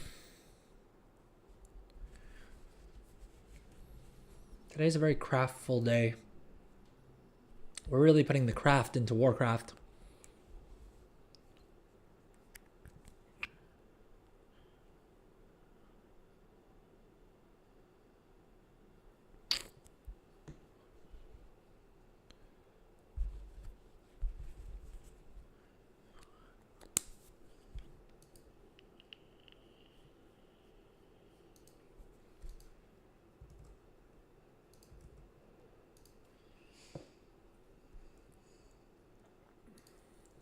Boom. Okay, so we're done with all of our patron crafting orders. This chick basically just needs her treatises. And I don't think we have any in our bag. So let's go ahead and list some crafting orders for those. Let's open up all of our knowledge points and our artisan's acuity here. 530. Dude, is that enough to buy both of the last 2 knowledge point books?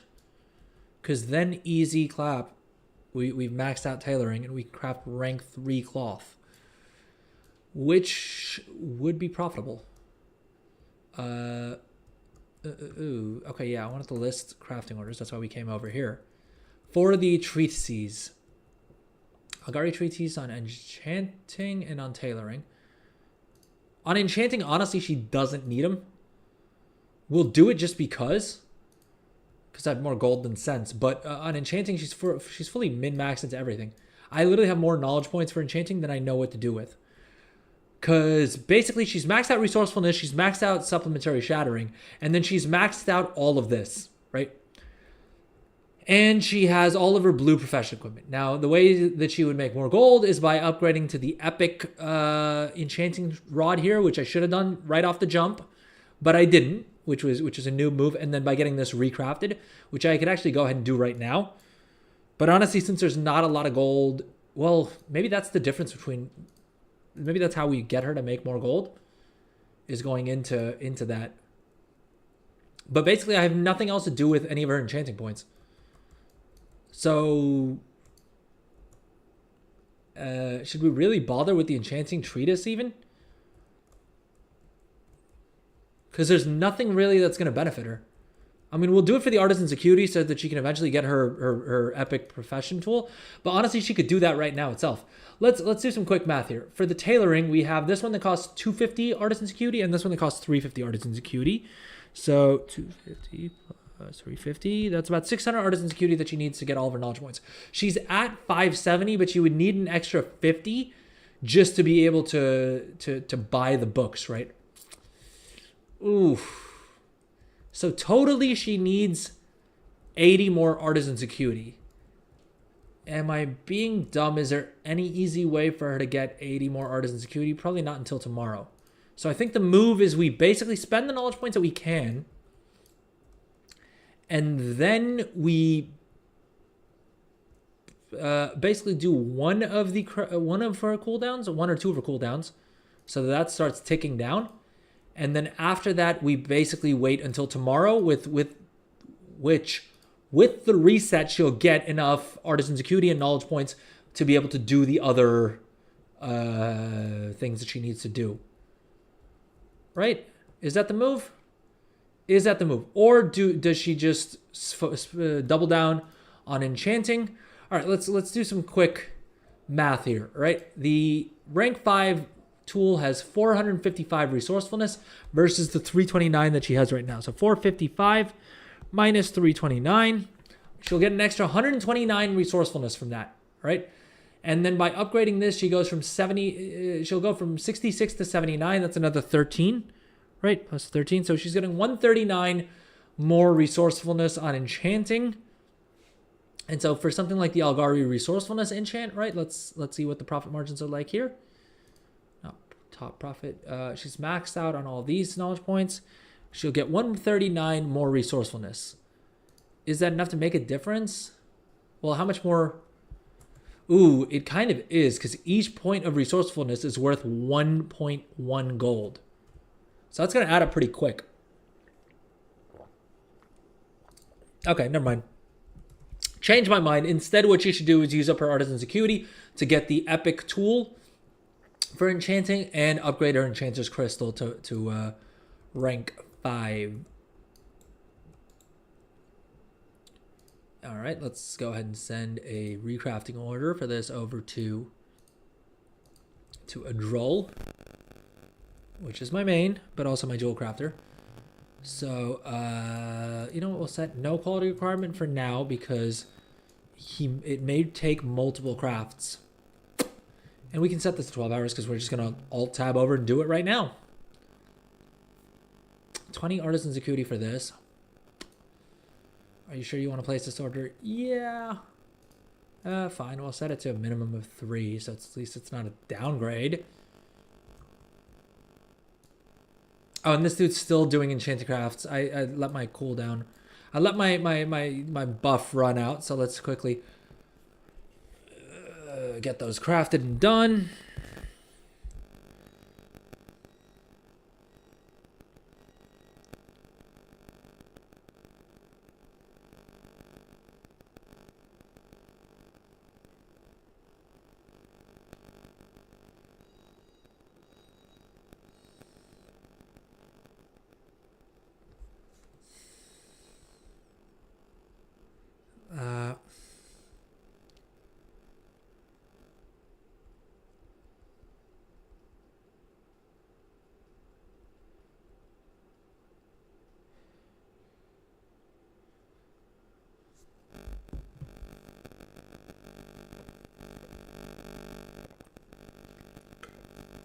All right, and we forgot to do our patron crafting orders.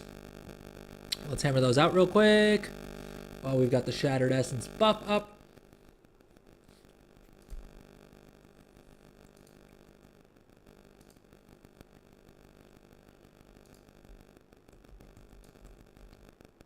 Like I do.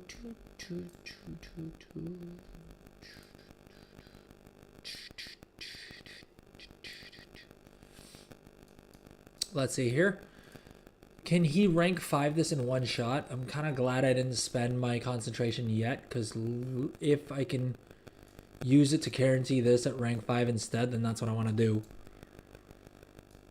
But if she used if the quality of mats that I used to craft this the first time around was too crap, then there's no way for me to guarantee this at rank 5 no matter what I do. But okay, I think 577 concentration. That's so much freaking concentration, dude. Oh.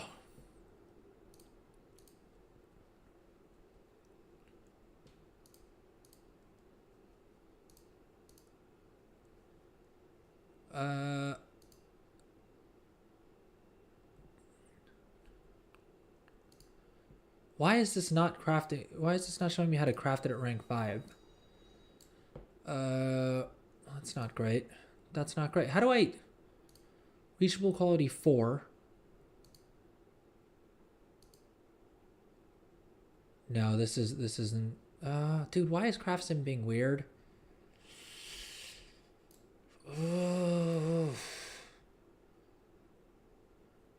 Because if I use the highest quality materials, it will also... dude, craft sim's being annoying. Oh god, craft sim's being annoying. We'll use concentration concentrate just to save ourselves a little bit of concentration for all the good that'll do us. But how do I... There we go. Okay. Now it's doing something. But not really much of anything. I think it's understood that we needed to show us how to craft it at rank 5 as cheaply as possible. 3,735. And the aim of the game here is to get this as low as possible. 3,787 is higher. 3,511, 3,823. No, so we're probably best just not using any finishing reagent here. 3,735. God dang it. All right, I think this is what we do. It's not showing me the handy dandy little add to queue. So I think we'll have to probably use profession shopping list here.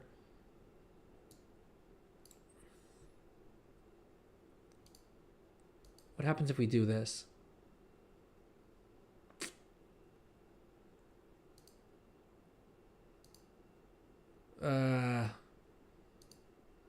Why do we have to use all rank 3?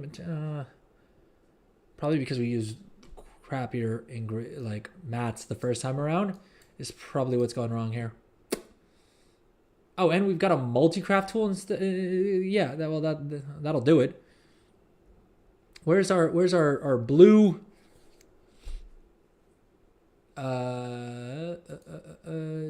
resourcefulness tool?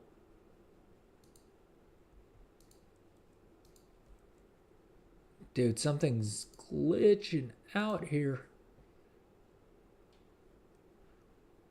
Yeah, that's what give us more skill. Use crappier materials.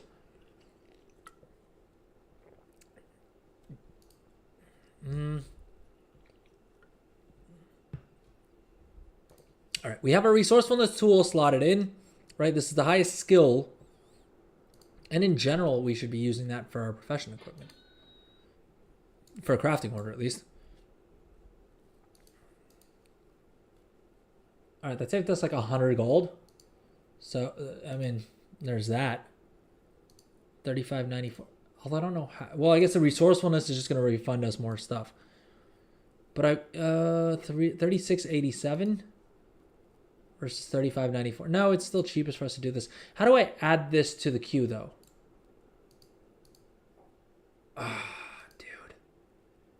Oh no! Oh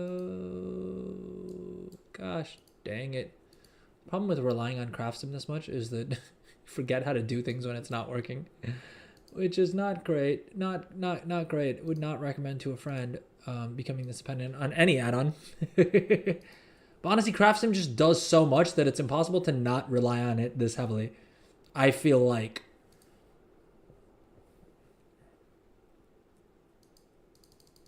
All right, I need 1 inverted prism and 8 crushed gemstones at rank 3. All right, can I remember that? Do we have the concentration concentrate on deck? It's just the inverted prism and crushed gemstones. All right, let's try and remember that. Let's see if my short-term memory holds up well enough to remember that until we fly over and get that crafted. And we have more artisan's acuity as well. Not enough to actually buy anything with, or like, yeah, to get anything crafted with.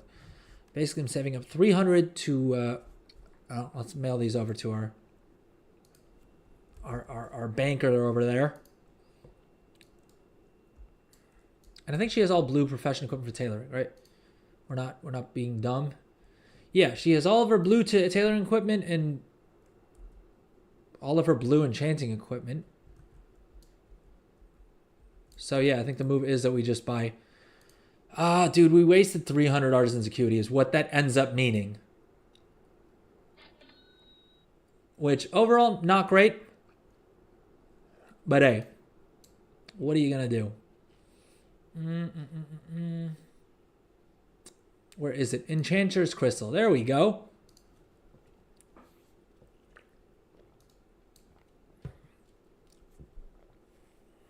All right, we need 1 inverted prism and 8 crushed gemstones. Not 3, not 3. Chill out, auctionator. We're just buying the 1. All right, let's not get too eager over here. And we need 8 of these crushed gemstones. All right, click the buttons. Forget about it. All right, we're not going to think about this.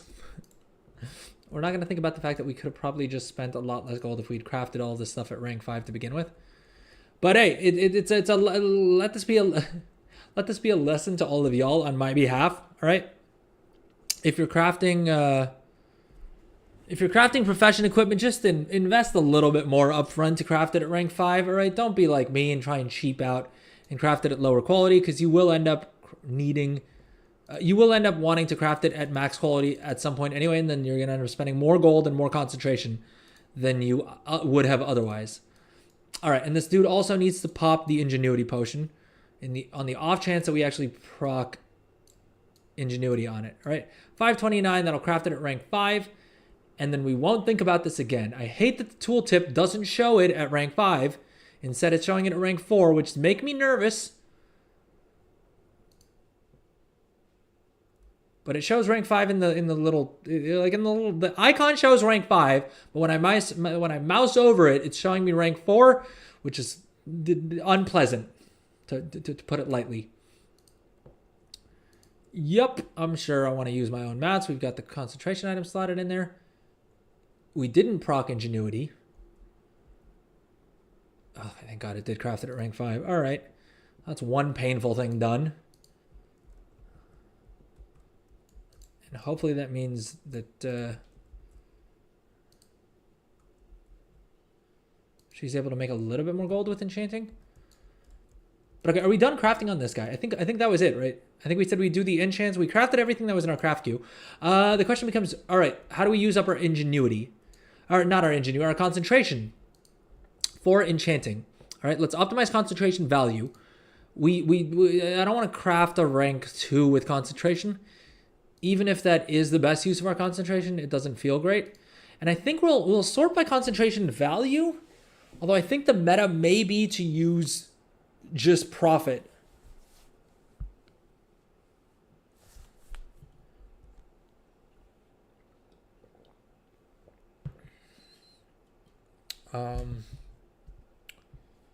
Let's see here. 26, 27.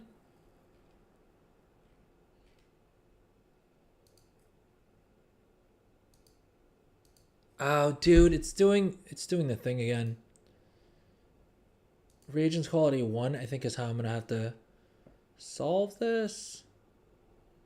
Basically, because I can guarantee everything at rank 3, if I set it to optimize reagents, it's going to assume that I don't need to use concentration for anything, because I don't technically. But I want to. And so the move is probably going to be to use to have it calculate based off of using rank 1 materials and then concentration. Because for attune this min-max concentration, if economics didn't exist, concentration is basically functionally useless to me. On paper.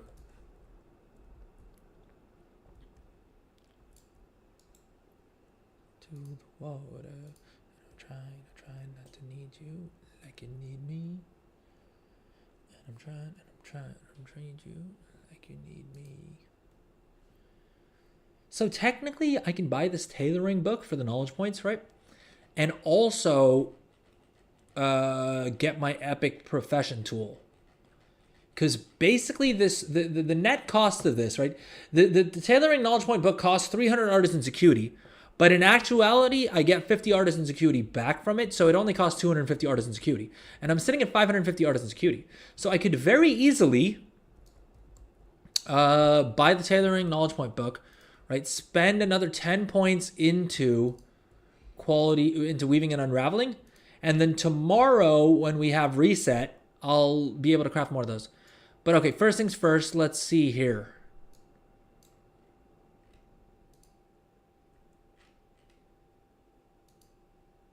I'm also realizing I should probably spend this guy's knowledge points. We're maxed out on everything that we would need. And the plan was to go into fortified flames, just so that I could craft weapon enchants if I absolutely needed to. They've not been profitable until now, which is why I haven't bothered doing them, right? Is it just Authority of Fiery Resolve? And I guess Authority of Air and Authority of Radiant Power that'll benefit from it? Well, what else am I going to spend my knowledge points on anyway? All right, screw it. Let's do it. 20 knowledge points into Fortified Flames. I think that may have been dumb because I don't think there is anything that's actually profitable. Although the rank 2 on this, on Radiant Power, but I think the recipe is like stupidly expensive because it's like a raid recipe. And Authority of Fiery Resolve. 12%'s not bad. 12%'s not as bleak as I thought it would be. Now the rank 3 is not profitable in any way, shape, or form. And that's sort of to be expected. I wonder if on the rank 1s there's anything better, anything else we can do to like make ourselves more gold here. 12%. And using any of these won't help because more skill isn't going to help me make more margin here. Maybe... No, those didn't work either. No, not rank 3. We're trying to get it to rank 2 as profitable. 12% honestly is not as bad as I thought these weapon enchants would be. Let's see what Radiant Power is going for. I think it is one of those ones that's like 1,000,000 gold.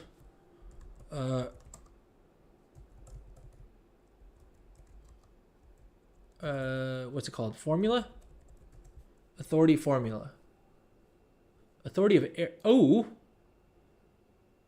Dude, this is only 6,000 gold? I mean, this enchant's not profitable in any way, shape, or form. Whatever we try and do with it. Even though we're fully spec'd into it. The rank 2 is unprofitable and the rank 3 is almost certainly unprofitable. Yeah, the rank 3 is even more fabulously unprofitable. But we can pick up the recipe nice and cheap for whatever that's worth. Yeah, Radiant Power's at 820,000 gold. Dude, that's so much gold. That's so much freaking gold. Oh. All right, wait. What else? What other weapon enchants would we be able to pick up? What do we not have learned? I think Authority of the Storms is the other one. Or of the Depths. Is Nerubian Novelties, which we're fully min-max for. 220,000 gold. I wonder if I could probably get it on another server for cheaper. The question is it worth it? And I don't think so, because the sale rate is kind of trash on the rank 2, and the rank 3 isn't profitable to craft anyway. I mean, I could make gold with it if I mean, dude, it's like 900 gold profit per craft, right? So it's about 1,000 gold profit per craft. I'd have to craft 220 of them and then sell them at rank 2 with the region average daily sale rate of 13, 14 if we're lucky. Oh, dude, it's gonna be so competitive. Yeah, I don't think we should spend on that. I mean, concentration, 11,000. That'll make things a little bit easier, and we can do 3 of those every 3 days. So we can do 1 of those a day, basically. But it's still like 20 days, right? Yeah, 20 days of concentration crafting with margins staying where they're at right now. I don't see us paying them off. Like, see us paying that off quickly enough for it to be worth it. Authority of Storms is Wonderstone. That's an Earthen enchant. This one, Authority of Radiant Power, I just don't want to spend 800. If we can't justify paying off a 200,000 gold recipe, no shot on the 800,000 gold recipe, right? Like, that's not going to work. Yeah, I don't think there's any other recipes that we want to pick up, right? Because these are all Earthen chest recipes, or enchants, which is the other chick anyway. But okay, we maxed out that for all the good that did us. Fortified Flames, let's throw that in. We are spec'd for it now. Council's Guile. These are all I think all of the like trainer weapon enchants are also Earthen. So this wouldn't be the dude to do them on anyway. So what did we actually get for those 20 knowledge points? All we did was we got slightly better at crafting fortified Authority of Fiery Resolve. Because these 2 recipes are stupidly expensive and we're not going to pay them off anyway. Okay, so that was probably pointless, but let's rerun the scan and let's see if the weapon enchant is the best use of our concentration.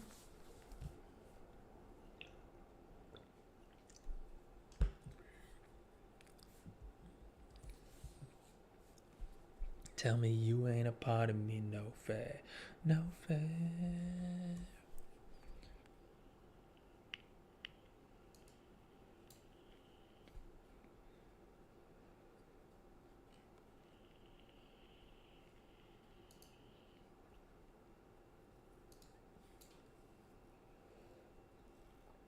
All right, so drum roll, please. Okay, I guess it's still running the scan here. But yeah, man, this is why I can't get into concentration crafts, because all the numbers look so small compared to like that bulk craft that we did, right? That was like 300,000 gold in profit. Right here, 237,000 gold profit. So after that, looking at something that's like 6,000 gold profit just doesn't sound as fun. You know what I mean?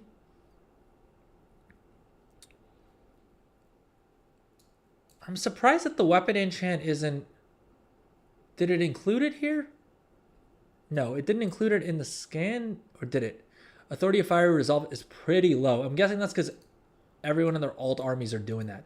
The chant of the Armored Leech, I think this is one of the recipes that requires that you buy the recipe for Artisan's Acuity, and that's probably why there's fewer people running alts on it with the concentration build, which is probably why it's more profitable.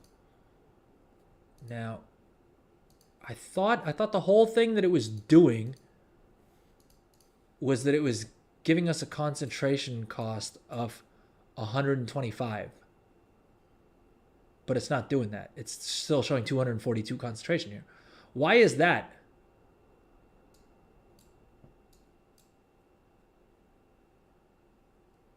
Cost 150, 1500 with the Spider Burst. What's up, Master Louie? Welcome to the stream. How's it going?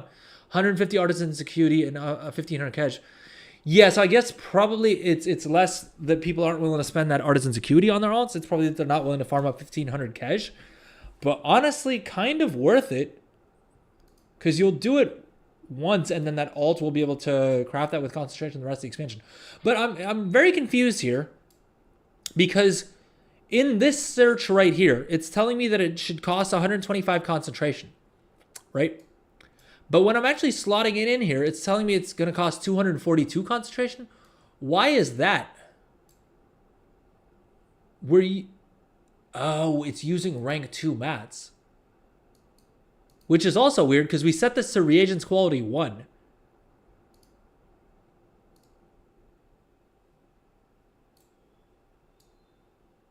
But that's 59 gold per concentration. Versus if we use rank 1 mats, it's only 31 gold. Oh, God. Yeah, 59 gold is a lot sweeter. But it's not... Dude, why is it being weird like this? Warband rep and cash is transferable as well. Yep, exactly. That's what I'm saying. And cash, I feel like, isn't as hard to farm up now. But I guess the math that people are doing is... In exchange for 1,500 cash, you could probably buy that 10 knowledge point book for like 3 different professions, right? Almost. I mean, you'll need another like 30, another 45, technically. But so it's probably more efficient to use the cash for 30 knowledge points across 3 professions. But I would still say that it's, again, I don't know much about concentration builds just because I'm not doing them as much. So maybe I'm inaccurate here. But you would think that it's more profitable to do it this way, right?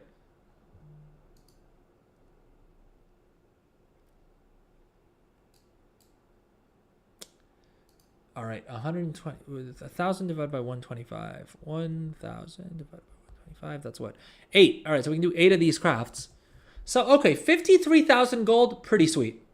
All right, concentration is like, yeah, concentration is still pretty lit, right? I mean, of course, this guy's sort of the best case scenario because he is fully min-maxed. And so the concentration values and stuff that I'm going to get on this guy is not going to be anywhere near, like, the alt armies are not getting anywhere near these numbers, right? But okay, let's actually go ahead and use up some concentration. And let's do the thing, all right? You have more cash than sense. Fair enough. I hope this fat number we're looking at here isn't because of the fact that Auctionator picked up the wrong price for rank 2 mats. I think we're probably okay though. But cash is pretty easy to get. I mean, yeah, relatively. I feel like these days it's not. It's been a while since I've had to like farm cash, right? Yeah, my main's sitting at 2,414 of it without much thinking about it. And then my alt is sitting at 1972, right? 816. I mean, yeah. I feel like cash is not that hard to come by anymore. If you're doing like endgame stuff, you get it from most of the weekly caches and like all that stuff, right? And actually, that reminds me. Let me check on vault slots. I need to do delves on this guy to unlock at least one hero slot. Can I be bothered? Do I care enough about gear? Realistically, probably not, to be honest. Because 2 delves, you got to figure, is going to take me like half an hour, right? 2 tier 8 delves since they nerfed freaking Zekvir. Has anyone tested that out? Because I remember someone was saying that on stream on Friday. That Zekvir kills are still contributing to your vault. Has anyone in chat tried that out? Is it worth doing? Because admittedly, Zekvir for me, I'm not like it. I will still wipe a couple of times, and so it'll probably end up taking me the same amount of time as just running a tier 8 delve. All right, let's put Shattered. Let's throw up Shattered Essence. And let's do some concentration crafts for a change. Yo, 53,000 gold profit at 272% profit margin is kind of dope. I should have been using my concentration. Which, to be fair, I've said from the start. At no point have I said that it was a good idea to not use my concentration. Oh, and we got an ingenious breakthrough there as well. So hopefully that means we can do one more of those concentration crafts. Or I think it only refunded part of our ingenuity, or part of our concentration, so we only have 78, which is not quite enough to actually do anything with. But it just means we can craft again sooner. How did we do overall, though? Dude, I hate that it doesn't show the thing here. Or I think you have to go back to the item that you crafted for it to show properly. Right? Yeah, there we go. All right, we performed slightly lower than the actual expected. But why is it saying... It's saying the expected average profit was 3,259. But our real average profit was 3,235, which is lower than the expected average. And then our real profit was 90,592 gold when it said that we were supposed to profit 53,000 gold. So I'm confused. Isn't our real average profit then a lot higher than our expected average profit? What am I misunderstanding here? It's saying we proc resourcefulness 20 times. Is it including maybe the crafts the guaranteed crafts we did before? Maybe that's what's happening. Is it's counting because I think we did some guaranteed crafts on this as well. Yeah, we did. Okay, yeah, that's what's going on. My bad. That's assuming multiple crafts with resourcefulness, etc., I guess. No, I know. But I'm saying that what we saw in the window was that we were expecting 53,000 gold in profit is what it was showing as the expected. And our actual was very similar to our expected, actually slightly lower, but our overall profit was 90,000 gold instead of 53,000. But I think I figured out what happened. It combined the rank 2 guaranteed crafts that we did with the rank 3 guaranteed crafts we did. Or with the rank 3 concentration crafts we did, rather. So I think that's why the numbers look a little weird. Oh, dude, we mailed things over to this chick, and then we forgot to put them on the auction house. All right, let's do that. And then I think we're done with this guy. Theoretically, I could make a little bit more gold by doing jewel crafting concentration crafts. The problem is that I have a feeling that I'm probably going to need this concentration to use for another character's profession equipment. And so that's why I'm not going to spend my jewel crafting concentration. Is there anything else this dude needs to do? I mean, technically he needs to do his delves and things like that. But I think we'll hop on one more character. We'll quickly knock out his crafting, and then we'll wrap up the stream. And then I may log on a little bit later tonight and do the rest of my concentration crafts and patron orders and other weekly tasks. Because I should do them. I've been sleeping on them, and there is a lot of gold to be made, and I am leaving a lot of gold on the table, which makes it all that much crazier that we hit 40 million gold. I mean, now I get to at least claim that on stream and stuff, right?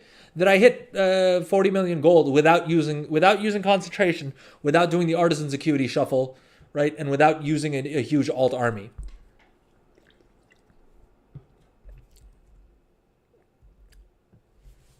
But yeah, I mean, I think we proved that you can pretty easily make 10 million gold in profit in the war. Like, we made 10 million gold in profit in the war within without even using concentration or doing the Artisan's Acuity shuffle or using a crazy alt army. I used the mild alt army, but only about like 8 or 10 alts, which I think is much more reasonable than someone who had like 150 alts or something crazy like that, right? Like that's impressive in its own way, don't get me wrong, but I feel like it's less relatable for most people. I don't know, is it just me? Hey, what's up, Zeke? How's it going? We finally hit 40 we hit 40.25 million gold, and then I spent 700,000 gold, slightly more, on enchanting materials, so that's what's up with that. But how's it going, Zeke? How was your weekend? Did you play a bunch of WoW? Were you out in the world? Did you touch grass much? 35 attempts so far on the mount. Is that which mount? Is that Belladar, or did you get that to drop for you? I feel like I may remember you saying that. Skyrazor. Skyrazor is the Queen Anzarek mount. Oh, hold up, she can drop. Oh, okay. The mythic one is just a different color. I should probably be running LFR, especially since I now have 3 level 80s. Probably should get on that. Do we spend 500 gold for 1 knowledge point? The smart answer is no. Yeah. Screw it, let's not do it. In all honesty, I don't even need Artisan's Acuity that bad. Well, for leatherworking, I have even less use of knowledge points. For tailoring, there's still more of an argument to be made for this dude. Just knowing where he's at and what I plan on doing with him.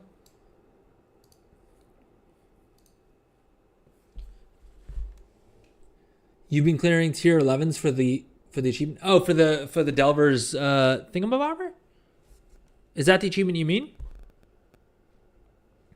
Another 150 kills to go. Jeez.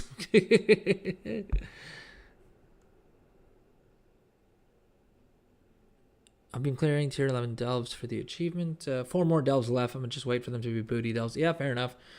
Makes sense to wait till they're bountiful delves.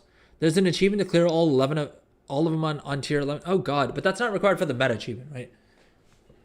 Please tell me that's not part of the meta achievement. Because I want to get that meta achievement, but I definitely don't want to run them all on tier 11.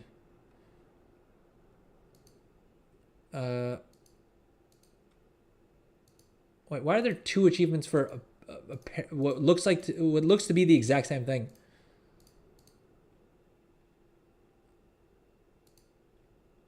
Dude, are there 3? No, okay, this is complete a tier 10 delve. Or does it only unlock after I do this? So my character just learned herbalism and mining, but there's no weekly quest for it. Does this mean I cannot get the catch-up mats from gathering? You can, but the thing is, the weekly quest unlocks at around 25 skill, I think it is. I think it may depend on the specific quest for the week, but I know 25, I think, is the first breakpoint, but I think some of them may even require 50. But I would definitely get to 25 and then check. I think 25 is probably where it's at. Once you get to 25 skill in the gathering profession is when you'll unlock the weekly quest.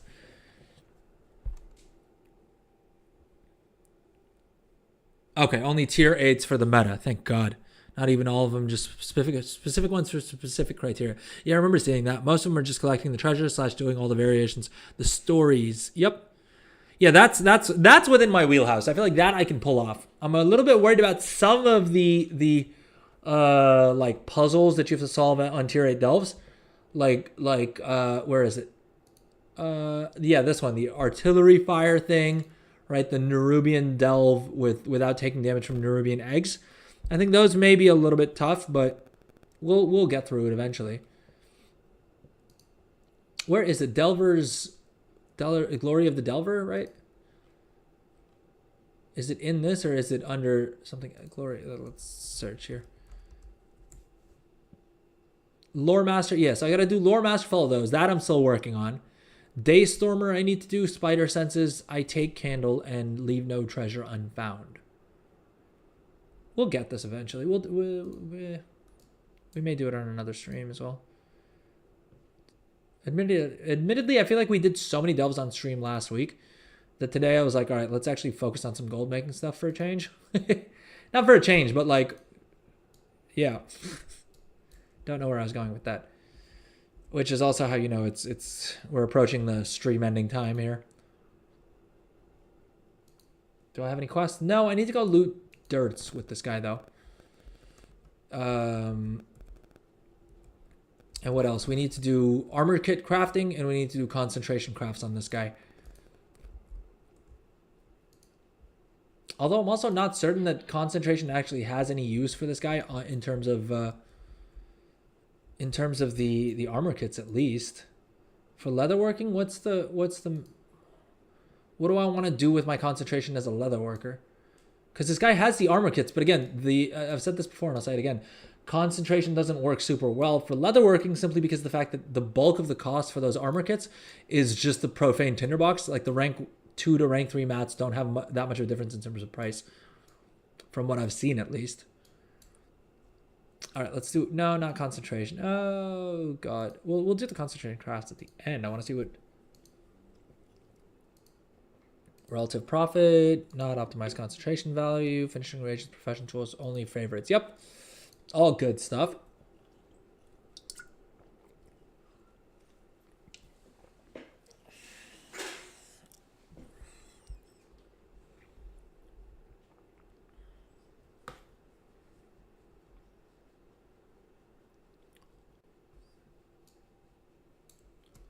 Boom. Blessed weapon grip. Oh, dude.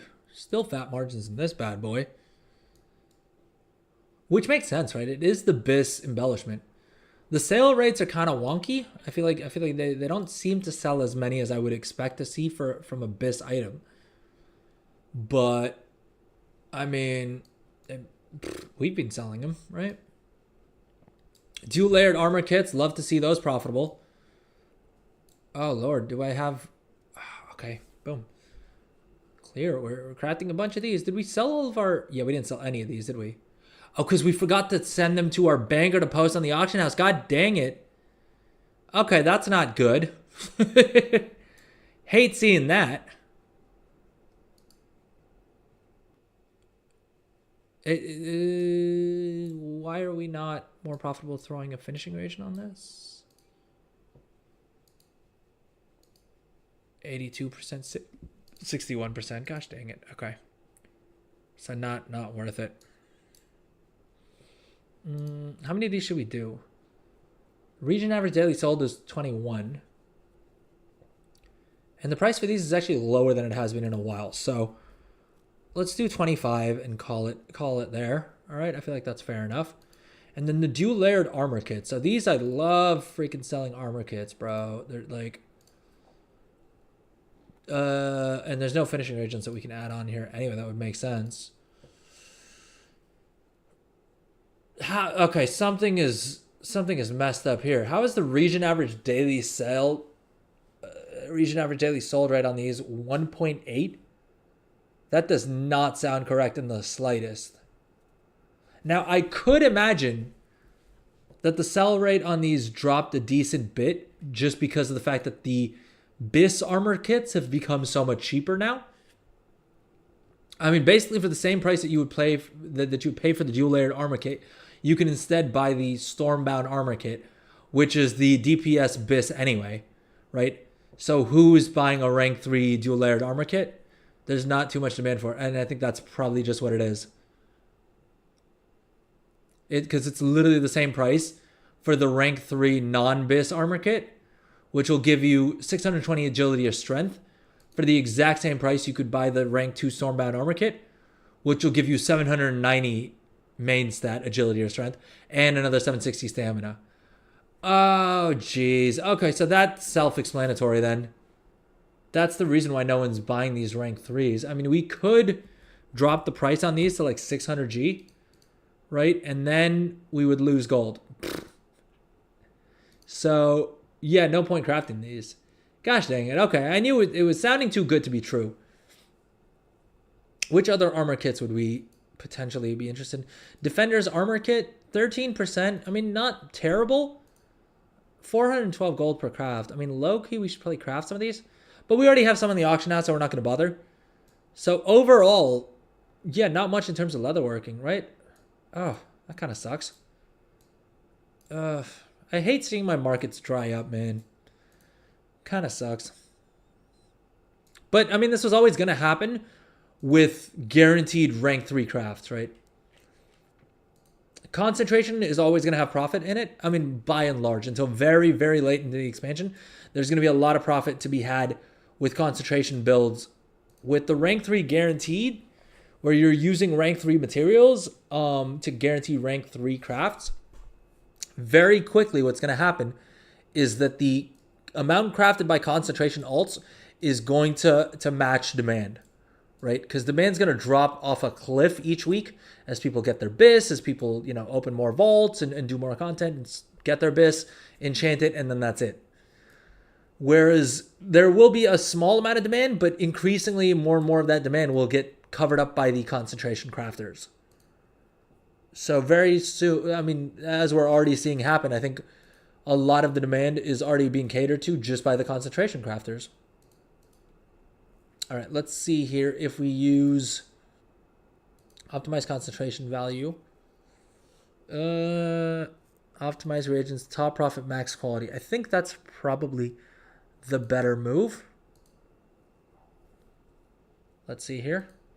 And should we remove only favorites? All right, let's do that. Let's remove only favorites. And let's rerun this and see what the most concentration value we can get is.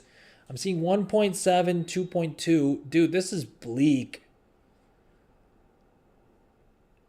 I'm seeing what people are saying. Leatherworking is kind of trashed here for concentration crafts. Potentially the best we can do is maybe the storm touched weapon wrap, and that's 81% profit. Dude, yeah, I don't think we're even gonna bother using up this guy's concentration. I may as well just save it for freaking profession equipment. Honestly, with that low of a concentration value, yeah, screw that. All right, we're not doing that. For tailoring, let's see.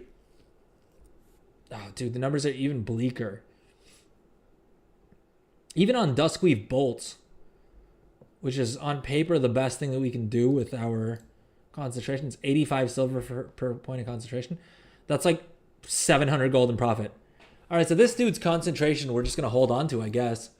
Because literally there's like no profit in anything. We'll craft the blessed weapon grips, but those we're guaranteeing at rank 3 anyway. So, hey, that makes it quicker to craft on this guy, I suppose. And I think for this chick, the move is... Well, okay, we didn't figure out exactly. I think we said we were going to buy the knowledge point book so that we could spend more points into weaving and unraveling, right? She has 13 knowledge points already. We'll get another 10 from the knowledge point books, and then she'll get one more from the treatise on tailoring. And then we'll do one of her cooldowns and then just wait till tomorrow. And after reset, she'll get a lot more knowledge points and be able to max out that tree, right?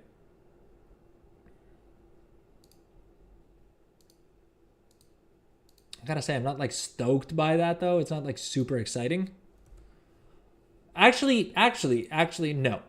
Guaranteeing these at rank 3, that is kind of exciting. Simply because of the fact that the profit margins on that is pretty decent. Right? With 30 knowledge points, we're making 84% on this, and she'll have 30 crafts, which is kind of sick. So, I mean, there is that. And actually, we don't need to craft anything today because we only just spent the knowledge points, so she has more crafts that are coming up here anyway. So the meta isn't going to be to craft these Duskweave bolts. Or, not the meta, the move isn't for me to craft the Duskweave bolts. It's instead to craft these Sunset Spell Threads at rank 2. Now, the reason that I mean, ideally, I would craft my own Duskweave bolts to just save gold on them, right? And increase my profit margins that way. But the question is it cheaper for me to craft my own Duskweave bolts, or is it better that I just hold on to those charges until tomorrow when she can guarantee craft rank 3s and then just sell the rank 3 threads, the rank 3 bolts? I think that's probably the move. Because crafting rank 2 bolts today is going to make me less gold than crafting rank 3 bolts tomorrow. And then I can sell the rank 3 bolts at a profit, and the rank 2 bolts anyway aren't as profitable, so I'm better off buying those for gold, converting them to rank 2 spell threads, and selling them that way.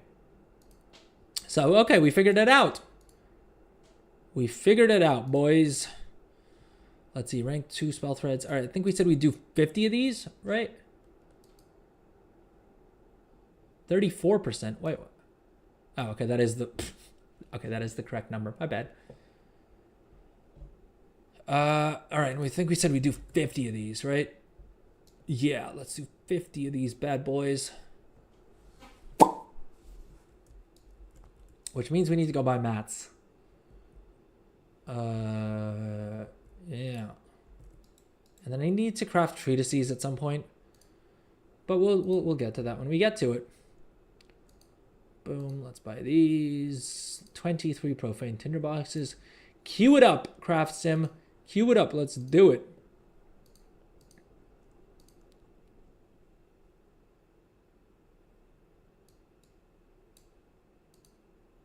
Just double checking because we were going to use concentration to craft these, so maybe I could have lowered my cost base a little bit by doing that.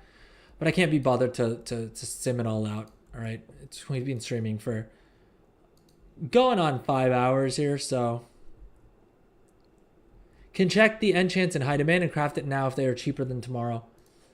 Yeah, I mean, realistically, that would kind of be the move, right? If I was willing to time the market. The thing is, I'm generally not a fan of trying to time the market because with any of the speculation, right? With something as simple as profane tinderboxes, right? I could have thought that I was going to time the market super well. And then I've crafted, let's say a whole bunch of enchants that require profane tinderboxes. Hypothetically speaking, right? The second Blizzard decides to change one little thing by slapping it on the vendor instead, now all that investment has gone completely to waste and I'm completely out of luck, right? There's absolutely nothing I could do to make that gold back. And I would not feel good about that. So that's why I don't bother generally crafting things in advance too much. I'd much rather just see what the real-time profit is and craft them in real time. That's how I justify it to myself. I mean, part of it is, like I'm saying, laziness. And then second of all is also me being a little risk averse. And so I don't want to take the risk of crafting those items, having them in my inventory. And then, you know what I mean? And if it's a case of, sorry, 1 second. Oh, decided to switch on my air conditioner right in the middle of all that.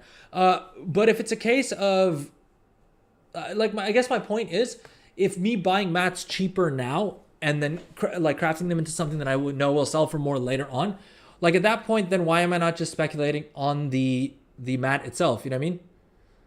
Because if the cost of the mats have gone up, then I could have just made the same amount of gold by buying the dust right now and selling it tomorrow instead, right? Does that make sense? My point is, then I'm not actually making gold by crafting things. I'm making gold by speculating on the price of the enchanting mats, which is not something I trust myself enough to do, just because I don't really think of it as being an optimum way of spending my thing. You know what I mean?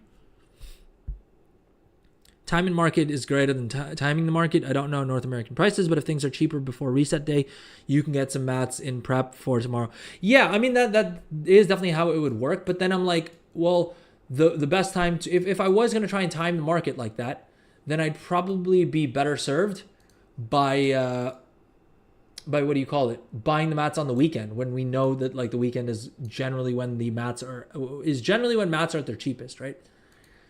And I didn't do that. So I'm like, well, at this point, I'm suboptimal in terms of timing the market in any case. So I don't know. That's how I think about it. So you double dip anyway. Yeah. I mean, yeah, theoretically, yeah. Yeah, I just, I don't trust myself to time the market well in that case. And the thing is, I'm naturally in the market anyway, because I've crafted like the enchants that I'm crafting today are are on the auction house anyway. And so if prices for those go up, I've already sold those, and if it's still profitable, I'll craft them again tomorrow, right? Because most likely I'll be online tomorrow after the servers go live anyway, and so then I'll have the mats ready to go at that point in any case, you know. So I feel like there's not too much of an advantage in me buying up a whole bunch of mats. Like either if I'm buying up mats now, I may as well craft them into something and throw them on the auction house. Because guess what? If I sell them between today and tomorrow, then I can just use that capital. I can roll that capital over into buying more mats tomorrow and using that to make even more gold. You know what I mean? I'm not saying my logic is flawless, but it's just what's worked for me. It makes sense, but the enchants are more expensive tomorrow as well. Yeah, I mean, I'll pay more gold I will pay more gold for my mats tomorrow, and so I would have made more gold if I had bought the mats now and done it that way. But what I'm doing is I'm crafting today what's profitable anyway. So, yeah.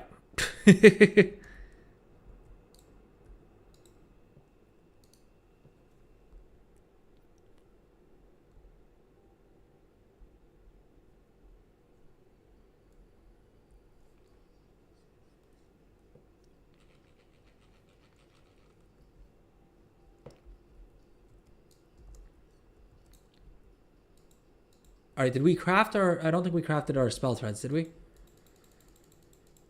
Hey.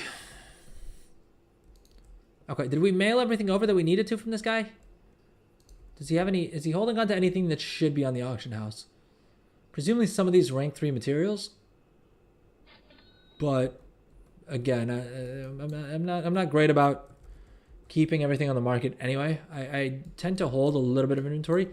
And in my mind, the way I justify that is that I'm hedging against any changes in the prices. Do I fully buy my own logic here? Not entirely, but hey. It's the same reason that I have difficulty like stockpiling items, even ahead of a patch or whatever, right? Even if I like with the profane tinderboxes as well. Even if I thought that they would go up during reset, right? I would never hold on to more of them than I would. Like, if I'm buying mats, I want to craft them into something as soon as possible, because I know that I can add value and make more things by crafting, right? I'm guaranteed to increase the value of those items by crafting in most cases. I mean, there are edge cases, right, where, I mean, for whatever reason, I like crafted items are now worth less and whatever else. But by and large, I can fairly reliably guarantee that I've created some value by crafting these items into an item, whatever that item may be, right? And so that's why I feel like if I'm buying mats, I want to craft them and get them back on the auction house as quickly as possible. You know what I mean? You have an issue stockpiling gold. I don't want any liquid gold when I log off. Yeah, fair enough. Look, if you've got less capital on hand, I think that's probably that is the better move, right? I'm just in this weird situation where I have a whole bunch of gold that I'm holding on to anyway. And so by and large, there's not really a cost of capital to me. I mean, there is a theoretical cost of capital because if I had invested that and tried to craft something with it instead, right? If I had all of my 40 million gold invested in the market, then I'm almost certainly going to make more off of it, right? The returns are going to be better. But instead, I guess... Yeah, I mean, it's suboptimal. It's suboptimal, right? Like any investment philosophy or economic philosophy would not tell you to do what I'm doing. I'm just hanging out like a dragon here, right? I saw someone on the WoW economy subreddit talk about like people who have multiple gold caps shouldn't even call themselves goblins anymore. Like what they are is dragons. They're just dragons sitting on huge piles of gold, right? As a goblin, exactly. It's very much a smog kind of move. Where if I was a true goblin, I would have all this capital invested and be making gold off of my gold. But instead, what I'm doing is I'm just hoarding gold, and so I'm functionally more like a gold dragon. You know what I mean? Which is something I thought about. Is it going to change what I do? Probably not all that much. I'm only nearing my first million. Okay, yeah, see, so then it makes complete sense, right? if I had a million gold, I would definitely try and have that invested as much as possible. But for me, it's not realistic.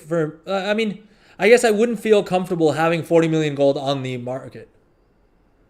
Again, not because I don't think I would make it back. I think probably right now, if I sat down and said, okay, let me put all 40 million of my gold onto the market, how long does it take for me to make it back? I would probably be able to do it in a decent time, but I don't know. I wonder if that would be an interesting stream. That does give me an idea for a stream of like, if like I'm going to spend 5 million gold on this stream, and we'll see how long it takes for me to make it back. You know what I mean? Because I was thinking, oh, maybe I can do that for 1 million gold, but I spend more than 1 million gold on every one of my streams already, so that's nothing novel. I mean, I could make a clickbaity title out of it. Yeah, maybe if you guys see that in the title for Wednesday's stream, you know what happened. Friday's stream, the clickbait title is just the gummy pet giveaway. So that's that. But Wednesday's stream, maybe that'll be the like, yeah, I mean, because very often you guys have seen me spend like 5 million gold on, well, 1 million gold you'll see me spend on at least most streams, right? And that's just because enchanting is super expensive, and most of crafting I'll fairly easily. It's at the level of things, at the level at which I'm doing things, it's pretty inevitable that I'm gonna spend at least 1 million gold, right? I'm sure I've spent 5 million gold on a stream in the past. I don't think I've quite done 10 million, but yeah, you know what? We may clickbait that on Wednesday's stream and see if we get more viewers. But I think there's something interesting there, right? I think there is an interesting stream idea in there. Like, I think that could be interesting. Like, okay, I spend 5 million gold on a single stream. Can I make it back by the next stream? Or does it take longer than that for me to actually pull out all that gold? You know what I mean?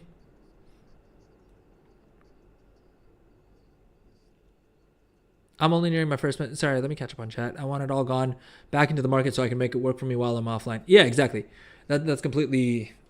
That makes complete sense, right? Like, if I only had 1 million gold, for sure, I would want as much of that invested as possible.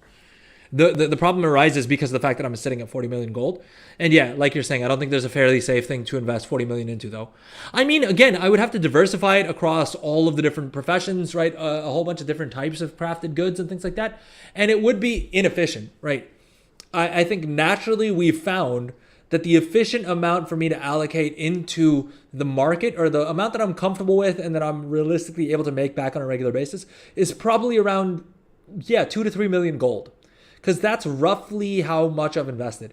It's been as much, I've had as much as like 7 or 8 million invested in the market at any given point, right? When we did that 8.5 million mailbox opening, at that point I had at least 7 million gold invested into the market, right? Which is why we were seeing 8.5 million in the mailbox, because I'd invested at least 7 million gold in mats. And then I think out of that, there was like 2 or 3 million gold worth of profit. So I've definitely invested more than 5 million gold into the market at any given point during this expansion. The question is, there's diminishing return. Like, the point is that there's diminishing returns on it, right? So investing 5 million can be done. Probably 10 million, although markets have also dried up now. So now already 5 million would already be a lot riskier to invest 5 million in now than it was, 2 or 3 weeks ago when we did that 8.5 million opening. And you got to figure that at this stage, investing 10 million would probably be equally risky, like probably be pretty risky. I don't think I think there's still a good shot that I make that back with a little bit of profit on top as well. Because I think if I'm just careful enough with my bets, and I probably spend a little bit more time thinking about where I have more defensible moats, right? Which of the recipes do I have that are artisan acuity recipes or super expensive auction house recipes, right? Things that are less likely, and items that have solid demand, right? And don't have as much of a risk of just falling flat. I think there is a way that I could invest 10 million gold on one single stream today and then make back 12.5 million gold or something like that. You know what I mean? I think 25% I can probably comfortably do, but it's definitely going to be a lot more risky than it would have been a couple of weeks ago, right? I need to hedge a lot of bets. Yeah, for sure. For sure. Yeah, I don't know. There's something. There's definitely an interesting stream idea in there, and we may do that on Wednesday's stream if I can think through it. Like I'm gonna spend 5 million gold on this stream, and we take it from there. Mm. Yeah, I don't think there's a single item that there's definitely not a single item that I would invest 40 million gold into, right? I mean, yeah, I don't think there's I don't think there's any item in this game that would make sense to invest 40 million gold into. I mean, short of like a true long shot thing, like I buy two spectral tigers, right? Swift spectral tigers. If I get them at a deal for like 15 million gold, right? I can probably pick up two of those, and then maybe something else, and then try and like if I'm able to find like a really crazy sale. But even that, dude, that would be so risky, because especially with those super high ticket items, you never. I don't hang around in the circles that I would know if there was a dupe going on. And I have heard talk that the people are speculating that there may be another dupe that exists, or like an old dupe that's still working or that works again or something like that. And you're so reliant on those things, you know what I mean? When you've got your assets tied up into individually expensive items like that, that I don't see a world in which I would ever be comfortable doing that. Like even if they dropped a patch right now that had like a new item, I don't know, let's say some new crazy enchant that was BIS for everyone, and it was a lot harder to get, right? You needed a bunch of knowledge points, or I still wouldn't invest 40 million gold into it. I don't even know if I'd invest 10 million. You know what I mean? A single item is just, the markets are too fluid, and especially with the region-wide auction house and the fact that everyone can sort of spread things out across auction houses. I mean, I think there's definitely many different pathways to investing that much gold and making a huge profit on it. I'm not saying that it's not impossible by a long shot, and I think there's a lot of probably fairly easy ways to do that as well. I just don't know if I have the stomach for it. You know what I mean?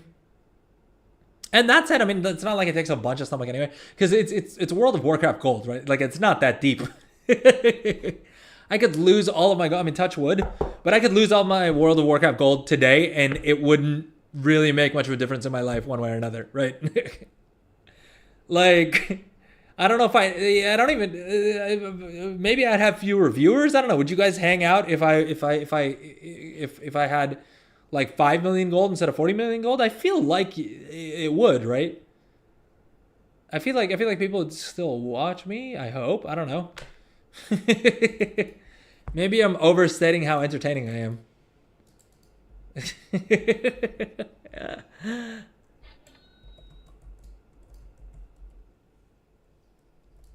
But okay, I think we are going to start wrapping up the stream here. Just because I'm starting to fade a little bit, and yeah, it's starting to get a little bit late as well. And we are at about the 5-hour mark, so yeah, I'll probably hop back on a little bit later, finish off, the weekly tasks and patron orders and things like that. Because I have not been on top of them for my alts. I've barely been on top of them for my main, let alone for my alts. But yeah, so today's stream, we started off, we did our mailbox opening, we did our cross-server trading, right? We looked through all of those. We gave some tips and tricks there for how the cross-realm trading's going, right? Actually saw some decent results on stream, which is a bit of a change than usual. What else? We then opened up mailboxes on my Illidan bankers, right? We hit 40 million gold. We actually overshot it. We hit 40.25 million, right? 40.25 million gold, which was pretty sick, right? Then we did a bunch of crafting. We did some enchanting crafting. We did some jewel crafting. We did some tailoring.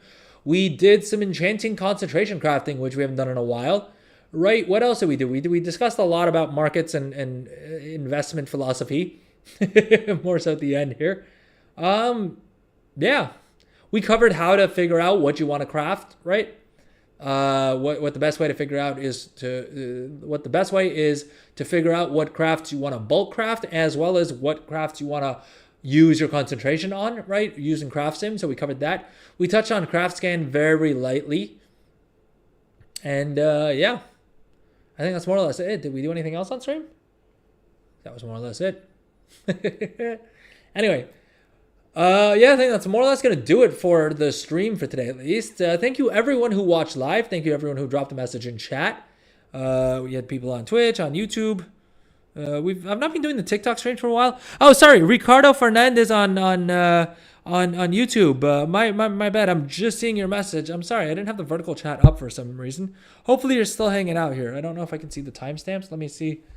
Let me see if I can see a timestamp on the back end here. Okay, like 9 or 10 minutes ago. I see one of the messages got hidden. I'm not sure what would have caused that.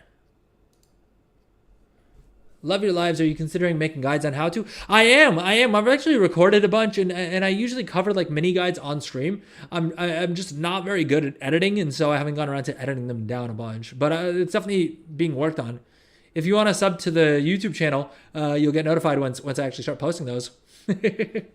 My main goal is to reach 1 million. Any tips or guides / lives you recommend? So I would say it really depends on how familiar you are with the profession system, right?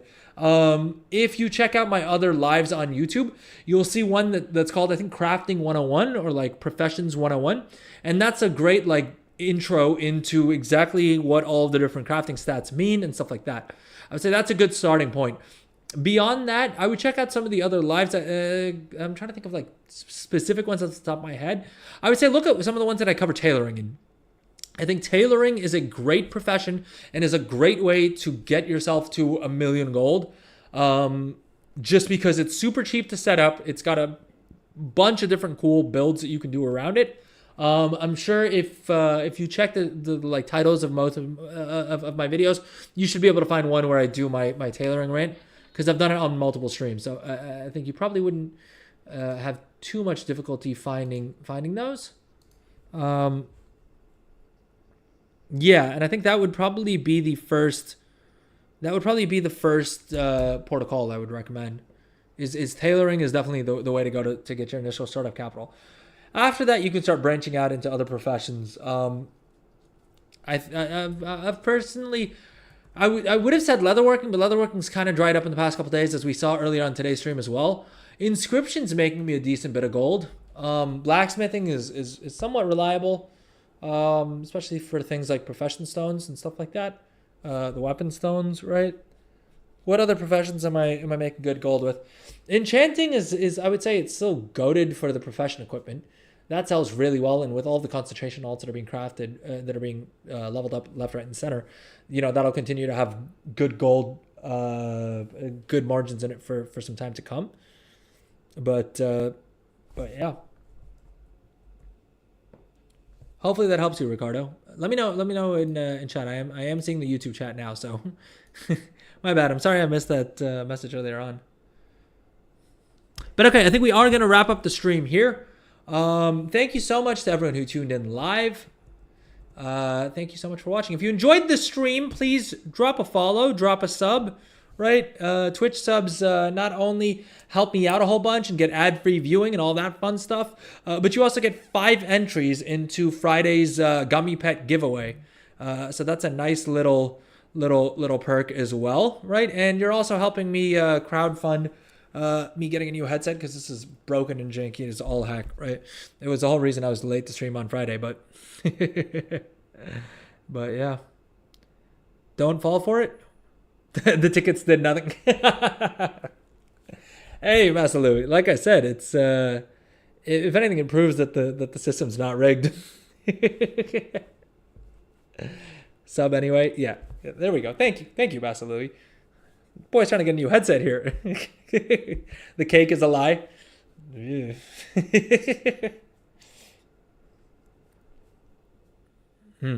All right. Anyway, yeah, starting to fade hard here. So we are going to wrap up the stream here. Thank you, everyone. Thank you so much for tuning in. I think we may actually raid someone. Let's see. If you have any suggestions for channels we should raid after this, drop them in chat, and I'll definitely take that into account when figuring out who we should raid. But with that said, thank you, everyone. I will see all of you beautiful people on Wednesday's stream. Take care. Have fun out there. May the RNG gods be ever in your favor.